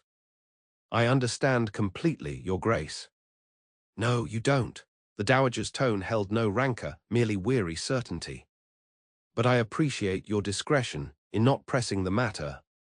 Their visit to the modiste was brief, but seemed to lift the dowager's spirits somewhat. She selected not one but 3 new shawls, approved designs for a new morning dress and walking costume, and even jested mildly with Madame Beaufort about the latest Parisian fashions, which she declared suitable only for women with more vanity than sense. As they prepared to depart, the bell above the shop door jingled, announcing the arrival of another customer. Bridget glanced up to see Lady Caldwell entering, accompanied by a younger woman whom she assumed must be a daughter or niece. "Augusta," Lady Caldwell exclaimed, her tone conveying both surprise and calculated delight. "How wonderful to see you about again. It's been an age since you've graced us with your presence at any social gathering." "Cecilia," the dowager acknowledged the greeting with a cool nod. "I see you've brought your niece. Miss Greenfield, is it not?" "Indeed, Charlotte, you remember the Dowager Duchess of Hartwood." The young woman, pretty in a conventional way, with fair hair and a complexion like cream, curtsied gracefully. "Of course, it's an honor to see you again, Your Grace." "Miss Greenfield attended a musical evening at my home last month," Lady Caldwell explained, though Bridget had not asked. "She made quite an impression on all present, including your grandson." The deliberate mention of the Duke caused a momentary tightening around the dowager's mouth. Did she indeed? How gratifying for everyone concerned. "Now, if you'll excuse us, we were just leaving." "Oh, but you must tell me what you think of Madame Beaufort's new silk brocades," Lady Caldwell persisted, positioning herself strategically to block their path to the door. "Charlotte is being fitted for a new evening gown." We're attending the Westfield ball next week, and Nicholas has promised to stand up with her for at least 2 dances. The casual use of the Duke's given name, along with the pointed reference to his apparent interest in Miss Greenfield, was clearly intended to provoke a reaction. The Dowager, however, merely raised one imperial eyebrow. "How delightful," she said, her tone suggesting it was anything but. "I'm sure Miss Greenfield will be the envy of many young ladies." "Your grandson has been most attentive recently," Lady Caldwell continued, her smile taking on a predatory edge. "I dare say London will soon have exciting news to discuss, rather than dwelling on unfortunate incidents involving family heirlooms." Bridget felt a surge of protective indignation at this thinly veiled reference to the theft, which had clearly been included to unsettle the Dowager. To her surprise, however, her employer responded with a thin smile of her own. "If you're suggesting that Nicholas is contemplating marriage to your niece, Cecilia, I would advise caution in spreading such speculation. My grandson is notoriously private about his personal affairs and has never responded well to matchmaking schemes, however skillfully deployed." Lady Caldwell's smile faltered slightly. "I merely observe what is evident to anyone with eyes, Augusta. Nicholas has emerged from his self-imposed isolation and is showing marked preference for Charlotte's company. Draw your own conclusions." "I always do," the Dowager replied dryly. "Now we really must be on our way. Good day to you both." As they settled back into the carriage, Bridget couldn't help but note the rigid set of the Dowager's jaw and the way her hands trembled slightly as she arranged her skirts. "Lady Caldwell seems determined to establish a connection between her niece and your grandson," she observed carefully. "Cecilia Caldwell has been plotting to secure a duchess's coronet for every available female in her family since Nicholas came of age," the Dowager replied with surprising vehemence.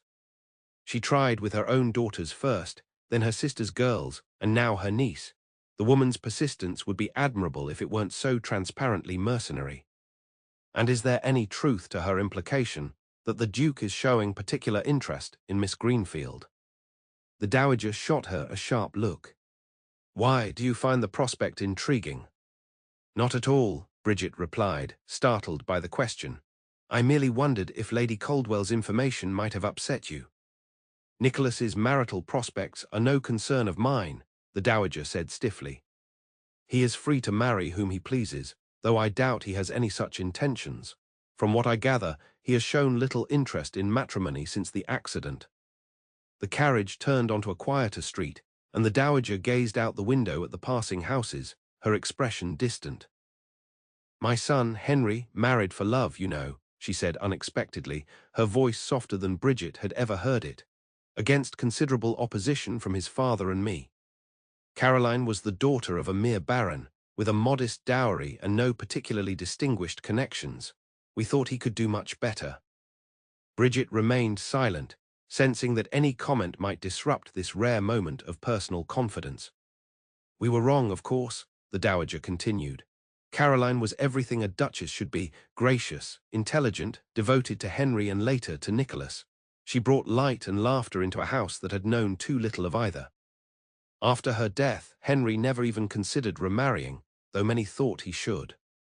"She must have been remarkable," Bridget said softly. "She was," the Dowager's voice caught slightly, "and I did not appreciate her fully until she was gone. One of many regrets I carry." She straightened her shoulders, visibly composing herself. "In any case, Nicholas inherited his father's tendency toward deep attachment rather than social advantage. If he ever does marry, it will not be to satisfy Lady Caldwell's ambitions or to secure an advantageous alliance." "That speaks well of him," Bridget ventured. The Dowager made no direct response to this, merely saying, "We shall see if Cecilia's boasts about the Westfield ball prove accurate.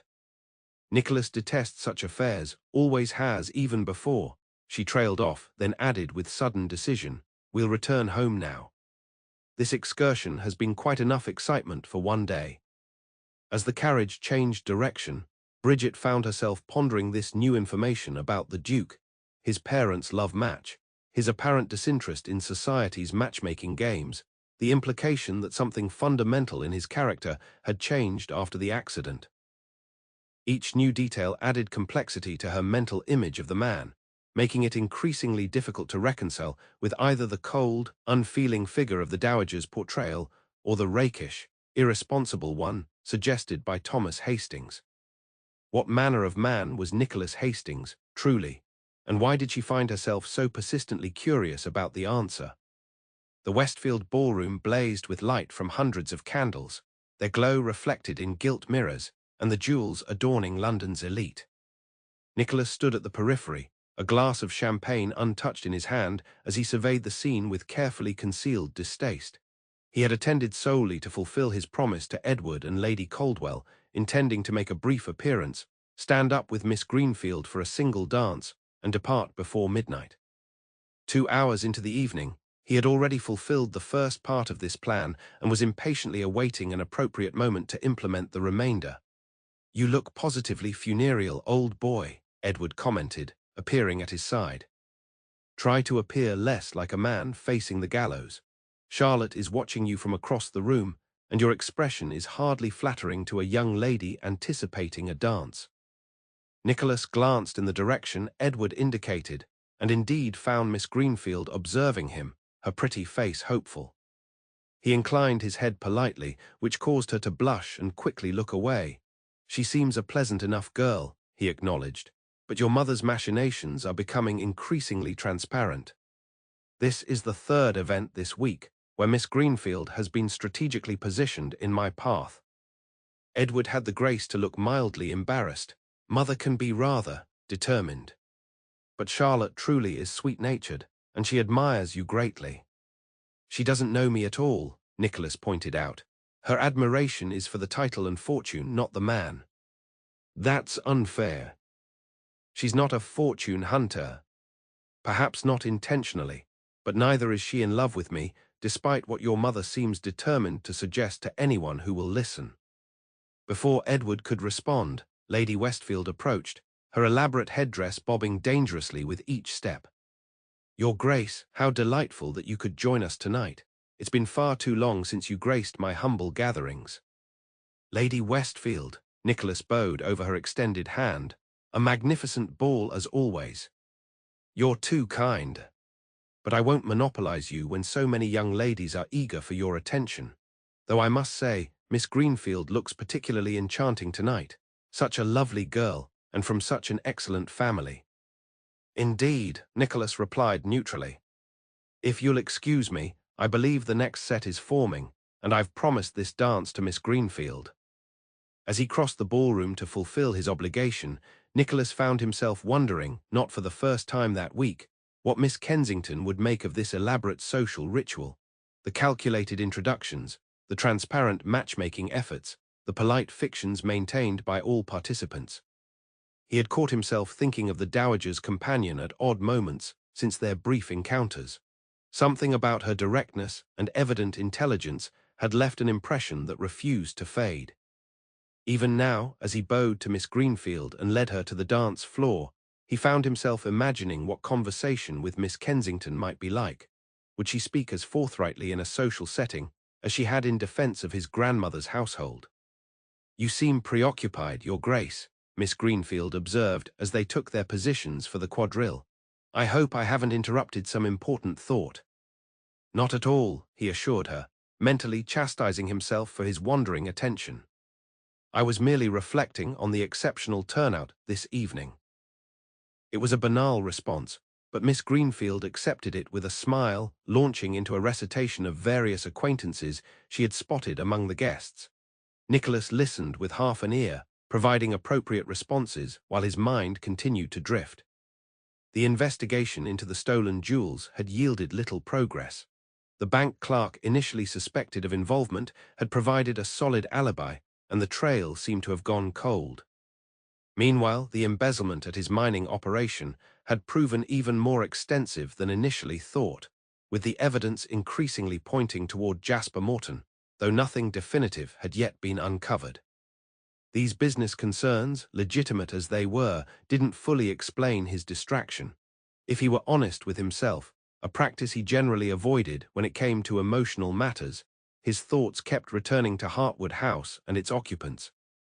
To his grandmother, whom he had not seen in the week since his visit, and to the green-eyed companion who had looked at him with such frank assessment. The quadrille ended, and Nicholas escorted Miss Greenfield back to her aunt's side, exchanging the expected pleasantries before making his excuses. He had fulfilled his social obligation.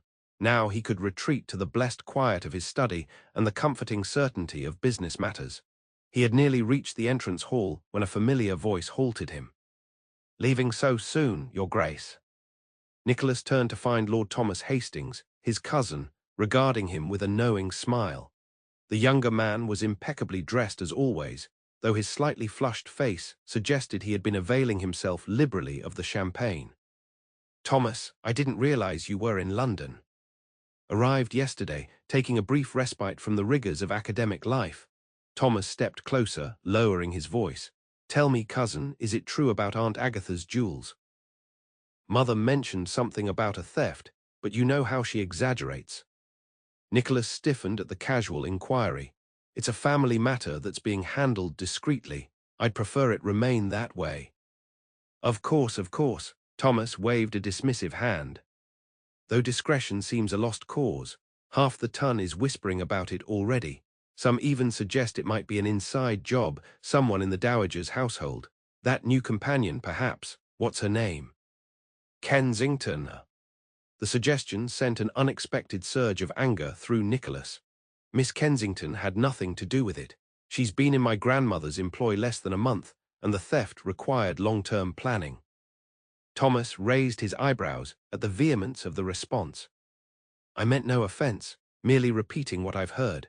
Though I must say, cousin, you seem unusually well informed about Aunt Agatha's household these days. I thought you and the old dragon weren't on speaking terms." "My relationship with my grandmother is none of your concern," Nicholas said coldly. "And I'd advise you to be more careful about repeating unfounded rumors, particularly those that malign innocent parties." My, such gallantry." Thomas's smile took on a sly quality. "I had the pleasure of meeting Miss Kensington briefly, you know.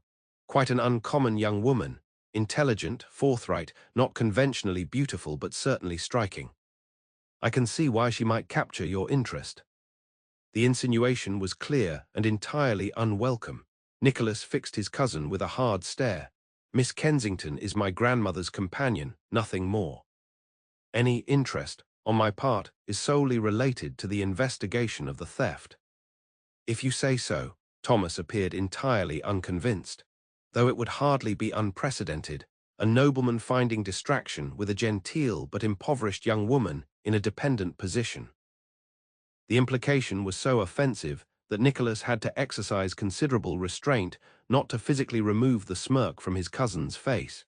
Instead, he stepped closer, his voice dropping to a dangerous quiet. "If I hear that you've repeated that suggestion to anyone else, Thomas, you'll find your quarterly allowance significantly reduced. I trust I make myself clear." The younger man's smug expression faltered, perfectly clear. No need to threaten a fellow's income over a harmless jest. "See that you remember it." Nicholas turned to leave, then added over his shoulder, "And while you're exercising this newfound discretion, you might consider apologizing to Miss Kensington for involving her in malicious gossip. She deserves better from a family connection, however distant." As he strode from the ballroom, Nicholas was uncomfortably aware that his reaction had been disproportionate to the provocation. Thomas was a known gossip with a taste for innuendo, and his comments about Miss Kensington were hardly the most offensive Nicholas had heard from him. Yet something about the suggestion had struck a nerve, not because there was any truth to it, he assured himself, but because it was exactly the sort of baseless rumor that could damage an innocent woman's reputation and livelihood. Miss Kensington had shown loyalty to his grandmother and courage in defending her household. She deserved protection from the casual cruelty of London gossip, especially when that gossip emanated from a member of the family she served. It was, Nicholas told himself as his carriage rolled toward home, merely a matter of basic decency and responsibility towards someone in his family's employ. Nothing more. But as he reviewed the conversation with Thomas later that evening, he found himself uncomfortably aware that his cousin's insinuations had provoked not just anger, but an odd sense of possessiveness that he had no right to feel. Miss Kensington was nothing to him, a brief acquaintance, his grandmother's employee, a woman he had spoken with on exactly 2 occasions. That he should feel any particular concern for her reputation beyond the general responsibility of an employer was puzzling at best, inappropriate at worst. Yet as he prepared for bed, Nicholas found himself hoping that Thomas would heed his warning and keep his malicious suggestions to himself. Miss Kensington's position was precarious enough without becoming the subject of the ton's idle speculation.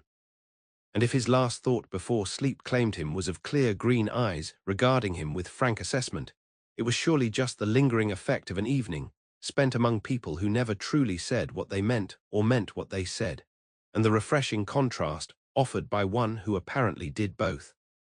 "Have you ever attended a grand ball, Miss Kensington?" the Dowager asked unexpectedly as Bridget read aloud from the morning newspaper 3 days after their encounter with Lady Caldwell. Bridget glanced up, surprised by the interruption. "Once, Your Grace, when I was 18. My father was invited to Lord Ashburton's annual celebration honoring distinguished scholars, and he was permitted to bring me as his companion." "And did you enjoy it?" "The dancing, the flirtations, the general spectacle of society at play." "It was educational," Bridget replied diplomatically. The Dowager's lips twitched in what might have been amusement, a politic answer. "What you mean is that you found it tedious and artificial." "Perhaps a little," Bridget admitted, though the music was lovely and some of the conversations quite stimulating. Lord Ashburton had invited several notable scientists and artists alongside the usual society figures. Not a typical ton affair then." The Dowager tapped her fingers thoughtfully against the arm of her chair. "The Westfield ball was last night. Nicholas was to attend, according to Cecilia Caldwell's information." Bridget carefully folded the newspaper, sensing that the Dowager's seemingly casual comments were leading somewhere specific. "You're curious about whether he actually appeared, and if he showed particular attention to Miss Greenfield." "I am not in the least interested in my grandson's social calendar," the Dowager replied, a bit too quickly. "I merely wonder whether Cecilia's boasts will be validated in today's society pages. The account of the ball won't appear until tomorrow's edition, I believe." Yes, of course," the Dowager waved a dismissive hand. "It's of no consequence either way. Now, where were we before this digression? The latest debate in Parliament, I believe." Bridget dutifully returned to the newspaper, though she noted that the Dowager's attention seemed to drift during the political reports that normally engaged her interest. After completing the reading, she set the paper aside. "Your Grace, if you're concerned about the Duke's potential interest in Miss Greenfield—" "I am not concerned," the Dowager interrupted sharply. "Nicholas's marital choices are entirely his own affair. I merely find Cecilia Caldwell's transparent matchmaking amusing, given my grandson's well-known aversion to such schemes." "Of course," Bridget murmured, though she suspected there was more to the Dowager's interest than she was willing to admit. "Perhaps a game of chess would be diverting this morning. You mentioned yesterday that you were in the mood for a strategic challenge." The suggestion successfully redirected the conversation, and they passed a pleasant hour with the chessboard before the Dowager retired for her customary midday rest. Left to her own devices, Bridget decided to use the free time to visit the small circulating library several streets away, where she had established a modest subscription with her first quarter's wages. The day was fine, with early summer sunshine warming the cobblestones and a gentle breeze taking the edge off the heat. As she walked, Bridget found her thoughts returning to the Dowager's oddly persistent interest in her grandson's social activities. Despite her claims of indifference, the elderly woman had mentioned the Duke several times in the past week, always in a seemingly casual way, but with an underlying tension that suggested the subject was far from inconsequential to her. It seemed to Bridget that beneath the Dowager's professed disdain lay a deep, unresolved pain, and perhaps even a longing for reconciliation that pride would not allow her to acknowledge. So absorbed was she in these reflections that she failed to notice the approaching figure until a familiar voice broke into her thoughts. "Miss Kensington, this is becoming something of a habit." Startled, Bridget looked up to find the Duke of Hartwood himself standing before her, his tall figure impeccably attired in a dark riding coat that emphasized the breadth of his shoulders. Today there could be no mistaking his identity or their respective positions. "Your Grace," she acknowledged with a curtsy. "I apologize for my inattention. I was lost in thought." "So I observed." His expression was unreadable, though something in his eyes suggested he found their repeated chance encounters as puzzling as she did. "You're some distance from Hartwood House. Is my grandmother aware of your wanderings?" The question, with its hint of disapproval, sparked a flare of defensive irritation in Bridget. "I'm entitled to 2 hours of personal time each afternoon, during which I may go where I please. And while I appreciate your concern for your grandmother's peace of mind, I assure you she is well aware of my movements." She thought she detected a flash of amusement cross his features before he nodded gravely. "Of course, I meant no offense." An awkward silence fell between them. Bridget was acutely conscious of passers-by, glancing curiously in their direction. A duke conversing with an unaccompanied young woman of obvious social inferiority was bound to attract attention. "I was just on my way to the circulating library," she said, more to fill the silence than from any need to explain herself. "Your grandmother has expressed interest in the new translation of Homer's Iliad, and I hope to secure a copy for her." "A noble endeavor," he replied, his tone lightening slightly. "Though I believe my grandmother has always preferred the Odyssey. She finds Achilles too impetuous and Agamemnon too arrogant for her taste." The casual observation and the implied familiarity with the dowager's literary preferences caught Bridget by surprise. "You're quite right. She mentioned as much when we discussed Greek literature last week. You seem well acquainted with her tastes." Something indefinable flickered in his eyes, regret perhaps, or a more complex emotion she couldn't name. "There was a time when I knew them well," he said quietly.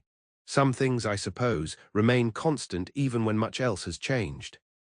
The simple statement contained such an undercurrent of loss that Bridget felt a sudden, irrational urge to offer comfort. Instead, she said, "She mentioned this morning that you were expected at the Westfield ball last night. I hope the evening was enjoyable." His eyebrows rose slightly. Did she indeed? How surprising that my social engagements should be of interest to her. "I believe Lady Caldwell made a point of informing her that you would be in attendance, with particular attention to Miss Greenfield." The Duke's expression darkened. Lady Caldwell would be wise to exercise more discretion in her matchmaking efforts, and my grandmother would be wise to place little stock in her pronouncements. "Then there is no particular attachment between yourself and Miss Greenfield?" The question escaped before Bridget could consider its impropriety. To her relief, the Duke didn't appear offended by her directness. "None whatsoever, beyond the normal courtesies one extends to the niece of a family connection. Miss Greenfield seems a pleasant young woman, but I have no romantic interest in her or anyone else at present." "I see," Bridget hesitated, then added impulsively, "Your grandmother might be relieved to know that." "Would she?" His tone was skeptical. "I was under the impression that my grandmother had washed her hands of any interest in my personal affairs beyond how they might affect the family name."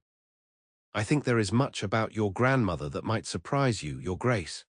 Bridget met his gaze directly, emboldened by the unexpected openness of their conversation. "Just as I suspect there is much about you that might surprise her." The Duke studied her for a long moment, his expression thoughtful. "You speak very freely, Miss Kensington." "Too freely, perhaps," she acknowledged. "My father always said my tongue would be my downfall in proper society. On the contrary, I find it refreshing." A ghost of a smile touched his lips. "Though potentially hazardous to your position should my grandmother take offense." "Your grandmother values honesty, even when it challenges her preconceptions. It's one of her finest qualities, though not always the most comfortable for those around her." He inclined his head slightly, as if conceding the point. "A trait we share then, along with a preference for Homer's Odyssey over the Iliad." The comparison, casually placing himself and the Dowager in the same category, struck Bridget as significant, a small acknowledgement of connection despite their estrangement. "Have there been any developments regarding the stolen jewels?" she asked, changing the subject to more neutral ground, his expression sobered, none of consequence. The investigators continue their inquiries, but the trail appears to have gone cold. I fear the pieces may already have been broken up or transporting abroad, as initially suspected. Your grandmother will be disappointed. She spoke quite movingly of your mother's attachment to the sapphire necklace in particular. Something flickered in the Duke's eyes, a brief flash of shared memory or pain similar to what Bridget had observed in the Dowager when mentioning the late Duchess. Yes, he said simply, it was her favorite piece. My father gave it to her on their 10th wedding anniversary. The personal detail, offered without prompting, suggested a momentary lowering of the guard he typically maintained. Bridget found herself wondering what other memories he carried of his parents' relationship, what lessons he had drawn from their apparently happy marriage. Before she could respond, however, the Duke seemed to recollect himself, his expression closing once more into polite neutrality. I've detained you long enough from your errand, Miss Kensington. Please convey my regards to my grandmother. He hesitated, then added with a hint of irony, though perhaps it would be best if you didn't mention our encounter. I wouldn't wish to disturb her peace of mind. As you wish, Your Grace, Bridget replied, though privately she thought such discretion unnecessary. The Dowager's interest in her grandson's activities suggested she was far from indifferent to him, whatever she might claim. With a formal bow, the Duke took his leave, continuing in the direction from which Bridget had come. She watched his retreating figure for a moment, struck by the rigid set of his shoulders and the solitary air that seemed to surround him even in the midst of the bustling street. What would it take, she wondered, to bridge the gulf of misunderstanding and hurt pride that separated grandmother and grandson? And why did she, with no personal stake in their reconciliation, find herself increasingly concerned with that question? Shaking her head at her own foolishness, Bridget continued on her way to the library, though her thoughts remained on the encounter and the brief glimpses she had been afforded into the complex man behind the ducal title. Nicholas found himself unexpectedly thoughtful as he continued his journey after parting from Miss Kensington. Their chance encounter, the third such meeting in as many weeks, had left him with a curious sense of having revealed more of himself than he had intended, while simultaneously learning things about his grandmother that he had not expected. That the Dowager had inquired about his attendance at the Westfield ball was surprising enough. That she might actually care whether he formed an attachment to Miss Greenfield was even more so. For 3 years, he had believed his grandmother entirely indifferent to his personal life, beyond its potential impact on the family reputation. The suggestion that she might have more complex feelings on the matter was unsettling in ways he wasn't prepared to examine too closely. And then there was Miss Kensington herself, forthright as ever, with that clear, direct gaze that seemed to see beyond the title and position to the man beneath. Few people spoke to him with such unvarnished honesty. Fewer still challenged his assumptions about his grandmother or himself. I think there is much about your grandmother that might surprise you, Your Grace, just as I suspect there is much about you that might surprise her. The simple observation had struck uncomfortably close to the truth. In the 3 years since his father's death, Nicholas had constructed a narrative of his relationship with his grandmother that allowed him to maintain his distance. She blamed him utterly for the accident, considered him unworthy of his title, and preferred their interaction be limited to financial necessities. What if that narrative was incomplete? What if, beneath her cold exterior and cutting remarks, the Dowager harbored more complex emotions toward her only grandson? What if, like Nicholas himself, she had built defensive walls that had hardened into what appeared to be permanent estrangement? The possibility was both unsettling and strangely compelling. By the time Nicholas reached his solicitor's office, where a meeting about the mining embezzlement awaited him, he had firmly pushed these uncomfortable questions to the back of his mind. Business matters required his full attention, particularly given the latest developments. We've confirmed it was Morton, Harrington informed him without preamble as Nicholas entered the private office. The evidence is conclusive. He's been systematically skimming profits and falsifying records for at least 18 months. Nicholas took the chair opposite his solicitor's desk, his expression grim. How much? Nearly £20,000 in total. He appears to have been transferring the funds to an account under a false name at a bank in Liverpool. From there, the money was withdrawn in smaller amounts, presumably to avoid attracting attention. And Morton himself disappeared 3 days ago, shortly after our accountant began a comprehensive audit of the operation. He left a note for his housekeeper claiming a family emergency in Scotland, but inquiries reveal he has no family there. The Liverpool bank confirms that the remaining funds, approximately £5,000, were withdrawn the day before his departure. Nicholas leaned back in his chair, a cold anger settling in his chest. So he's fled with the evidence and what remains of the money. So it would appear. Harrington shuffled through the papers on his desk. I've taken the liberty of engaging a private investigator to trace his movements. Morton has expensive tastes and habits. He's unlikely to adapt easily to a life of anonymity or reduced circumstances. Sooner or later, he'll resurface. See that he faces the full consequences when he does, Nicholas said coldly. Not just for the theft itself, but for the betrayal of trust. He was well compensated, treated with respect, given authority and responsibility, and this is how he repaid it. Indeed, Harrington hesitated, then added, there is another matter that may be related. The investigators looking into your grandmother's stolen jewels have uncovered something interesting. Nicholas straightened in his chair. What is it? It seems that Jasper Morton has a cousin, one Harold Jenkins, who until 3 months ago was employed as a clerk at your grandmother's bank. He was dismissed for irregularities in his record-keeping, though nothing was proven against him at the time. 3 months ago, Nicholas repeated slowly, around the time the jewels disappeared. Precisely, the coincidence seems significant. Too significant to be mere chance. Nicholas's mind raced through the implications. You're suggesting a coordinated effort, Morton and this Jenkins working together to steal from both my grandmother and my mining operation. It's a possibility worth investigating. The timing aligns, and the family connection provides a plausible link. Nicholas rose, pacing the length of the office as he considered this new information. The jewels and the embezzled funds together would provide a substantial nest egg enough for 2 men to live comfortably abroad for years, if they were careful. My thoughts exactly. I've already shared this theory with the investigators handling the jewel theft. They're attempting to trace Jenkins's movements since his dismissal from the bank. Good, keep me informed of any developments. Nicholas paused in his pacing, a new thought occurring to him.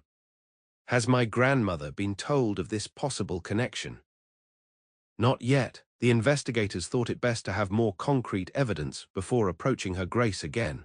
They felt her reaction to the initial questioning was difficult. A ghost of a smile touched Nicholas's lips at this diplomatic understatement. I can well imagine. The Dowager Duchess does not appreciate having her privacy invaded or her household disrupted. Nevertheless, she should be informed of this development, particularly if there's a chance Jenkins might attempt further fraud using her identity or accounts. Nicholas nodded slowly. I agree, but I think in this case, the news might be better received coming from me rather than the investigators. I'll call at Hartwood House this afternoon. The decision, made almost impulsively, surprised even himself.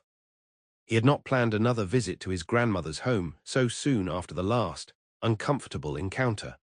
Yet the conversation with Miss Kensington had stirred something in him, a curiosity, perhaps, about what might lie beneath the dowager's forbidding exterior, or a tentative desire to test whether the gulf between them was truly as unbridgeable as he had believed. After concluding his business with Harrington, Nicholas returned to his townhouse to change before the visit to Hartwood House. As his valet assisted him into a fresh coat, he found himself unusually attentive to his appearance, a fact that did not escape Phillips's observant eye. A special occasion, Your Grace, the secretary inquired with carefully neutral interest as Nicholas adjusted his cravat for the 3rd time. Hardly. I'm merely calling on my grandmother to discuss a development in the investigation of the stolen jewels. Of course, Phillips's tone remained studiously uninflected. And will Miss Kensington be present for this discussion, do you anticipate? Nicholas shot his secretary a sharp look. What an odd question. Miss Kensington is my grandmother's companion. It would be natural for her to be present during my visit. Quite natural, Phillips agreed blandly. I merely wondered because you seem particularly concerned with your appearance today, and I couldn't help but recall that Miss Kensington is a young woman of notable directness, I believe you called it. Your observations exceed your position, Phillips, Nicholas said coolly, though without genuine anger. The secretary had been with him long enough to occasionally risk such personal comments. My apologies, Your Grace. Phillips bowed slightly, though the knowing look in his eye remained. The carriage is ready whenever you wish to depart. As Nicholas made the short journey to Hartwood House, he found himself rehearsing what he would say to his grandmother, how he might broach the subject of the investigation without reigniting their previous tension. And yes, if he were honest with himself, he was also considering how he might inquire after Miss Kensington's errand to the library without appearing unduly interested in her activities. This self-awareness was uncomfortable enough that by the time he arrived at his destination, Nicholas had resolved to maintain strict formality with both women and confine his conversation exclusively to the matter at hand. Mrs. Winters received him in the entrance hall with her usual impassive efficiency. The Dowager is in the garden room with Miss Kensington, Your Grace. They are not expecting visitors, but I shall inform Her Grace of your arrival. Thank you, Mrs. Winters. Nicholas removed his gloves, oddly hesitant now that he was actually here. I have information regarding the investigation that she should be aware of. The housekeeper nodded and departed, leaving Nicholas alone in the grand entrance hall where generations of his family had welcomed guests. His father had loved this house, had filled it with laughter and warmth during his lifetime. Now it felt cold despite the summer heat, its elegance maintained but its spirit diminished. After a few minutes, Mrs. Winters returned. Her Grace will receive you in the garden room, Your Grace. Nicholas followed her through the familiar corridors, past portraits of ancestors whose eyes seemed to follow his progress with silent judgment. The garden room, a light-filled space at the rear of the house that opened onto the small but meticulously maintained grounds, had been his mother's favorite retreat. He couldn't recall the last time he had set foot in it, and was surprised that his grandmother now favored it, given her general tendency to avoid spaces with painful associations. As he entered, he found the Dowager seated in a high-backed chair near the windows, while Miss Kensington occupied a small settee nearby, a book open on her lap. Both women looked up at his entrance, their expressions showing varying degrees of surprise. Nicholas, the Dowager acknowledged, her tone neither welcoming nor overtly hostile. This is unexpected. Grandmother, he bowed formally. Miss Kensington, I apologize for the intrusion, but a matter has arisen regarding the investigation that I felt you should be informed of promptly. Miss Kensington rose, closing her book. I'll leave you to speak privately, Your Grace. That won't be necessary, the Dowager said before Nicholas could respond. Whatever Nicholas has to say can be said in your presence. You're aware of all the details of this unfortunate business already. Nicholas noted the casual use of his given name, not the Duke or my grandson, as she had referred to him in their previous encounter. A small thing, perhaps, but potentially significant. As you wish. He remained standing, his posture formal. The investigators have uncovered a possible connection between the theft of your jewels and an embezzlement scheme at my mining operation in Derbyshire. The Dowager's eyebrows rose. Indeed. What sort of connection? Nicholas explained the relationship between Morton and Jenkins, watching as his grandmother absorbed this new information with her usual sharp intelligence. So this Jenkins used his position at the bank to gather information about my accounts and habits, she concluded, then shared it with his cousin, who implemented a similar scheme at your mines. A family enterprise in theft. That appears to be the theory, yes. Both men have disappeared, Jenkins 3 months ago after his dismissal from the bank, and Morton just this week as the embezzlement was discovered. And the jewels. Do they believe these men still have them? Or have they been sold? That remains unclear. The investigators are focusing their efforts on tracing both men's movements and financial transactions. They believe Jenkins, may have established false identities for them both well in advance of the thefts. The Dowager nodded slowly. A coordinated plan, then, not merely opportunistic theft. It would seem so. Nicholas hesitated, then added, "Given this new information, I would like to reinstate my previous offer regarding additional household security. If these men were bold enough to forge your signature and steal family heirlooms, they might be capable of other actions against you or your property." Miss Kensington, who had remained silent throughout this exchange, now spoke up. "I think that would be wise, Your Grace," she said, addressing the Dowager. "Additional precautions would provide peace of mind if nothing else." The Dowager shot her companion a look that Nicholas couldn't quite interpret, annoyance at the interruption, perhaps, or surprise at her taking his side. Then unexpectedly she sighed. "Very well, I will accept the increased security measures, though I still consider a night watchman excessive. Improved locks and window casements should suffice." It was a small concession, but more than Nicholas had expected. He inclined his head in acknowledgement. "I'll make the arrangements immediately. The work can likely begin tomorrow." "See that they don't disrupt the household unnecessarily," the Dowager instructed. "And under no circumstances are workmen to enter my private chambers or study without Mrs. Winters present." "Of course." An awkward silence fell. Nicholas knew he should take his leave, having delivered the information and secured his grandmother's agreement to the security improvements. Yet he found himself reluctant to depart so soon. Miss Kensington, as if sensing his hesitation, broke the silence. "Were you successful in your errand to Mr. Harrington's office, Your Grace?" The question, perfectly natural under the circumstances, yet unexpected, gave him the opening he needed to extend the conversation. "Yes, quite successful, though the confirmation of Morton's guilt provides little satisfaction when the man himself has fled. Such betrayals are particularly painful when they come from those we have trusted and favored," the Dowager observed, her tone suggesting she spoke from experience. "Your father was always too willing to see the best in people. I trust you've learned to be more discerning." The reference to his father, made without the usual edge of accusation, caught Nicholas off guard. "I'd like to think I balance trust with prudence," he replied carefully. "Though in this case, Morton came with excellent references and had served other mining operations without incident." "People change," the Dowager said, her gaze suddenly distant. "Or perhaps we merely discover their true nature when circumstances allow it to emerge." Nicholas wasn't certain whether this observation was meant to apply to Morton, to himself, or to some other person entirely. Before he could respond, Miss Kensington spoke again. "I believe most people contain the capacity for both honorable and dishonorable actions," she said thoughtfully. "Circumstances may influence which prevails, but ultimately we choose our own path."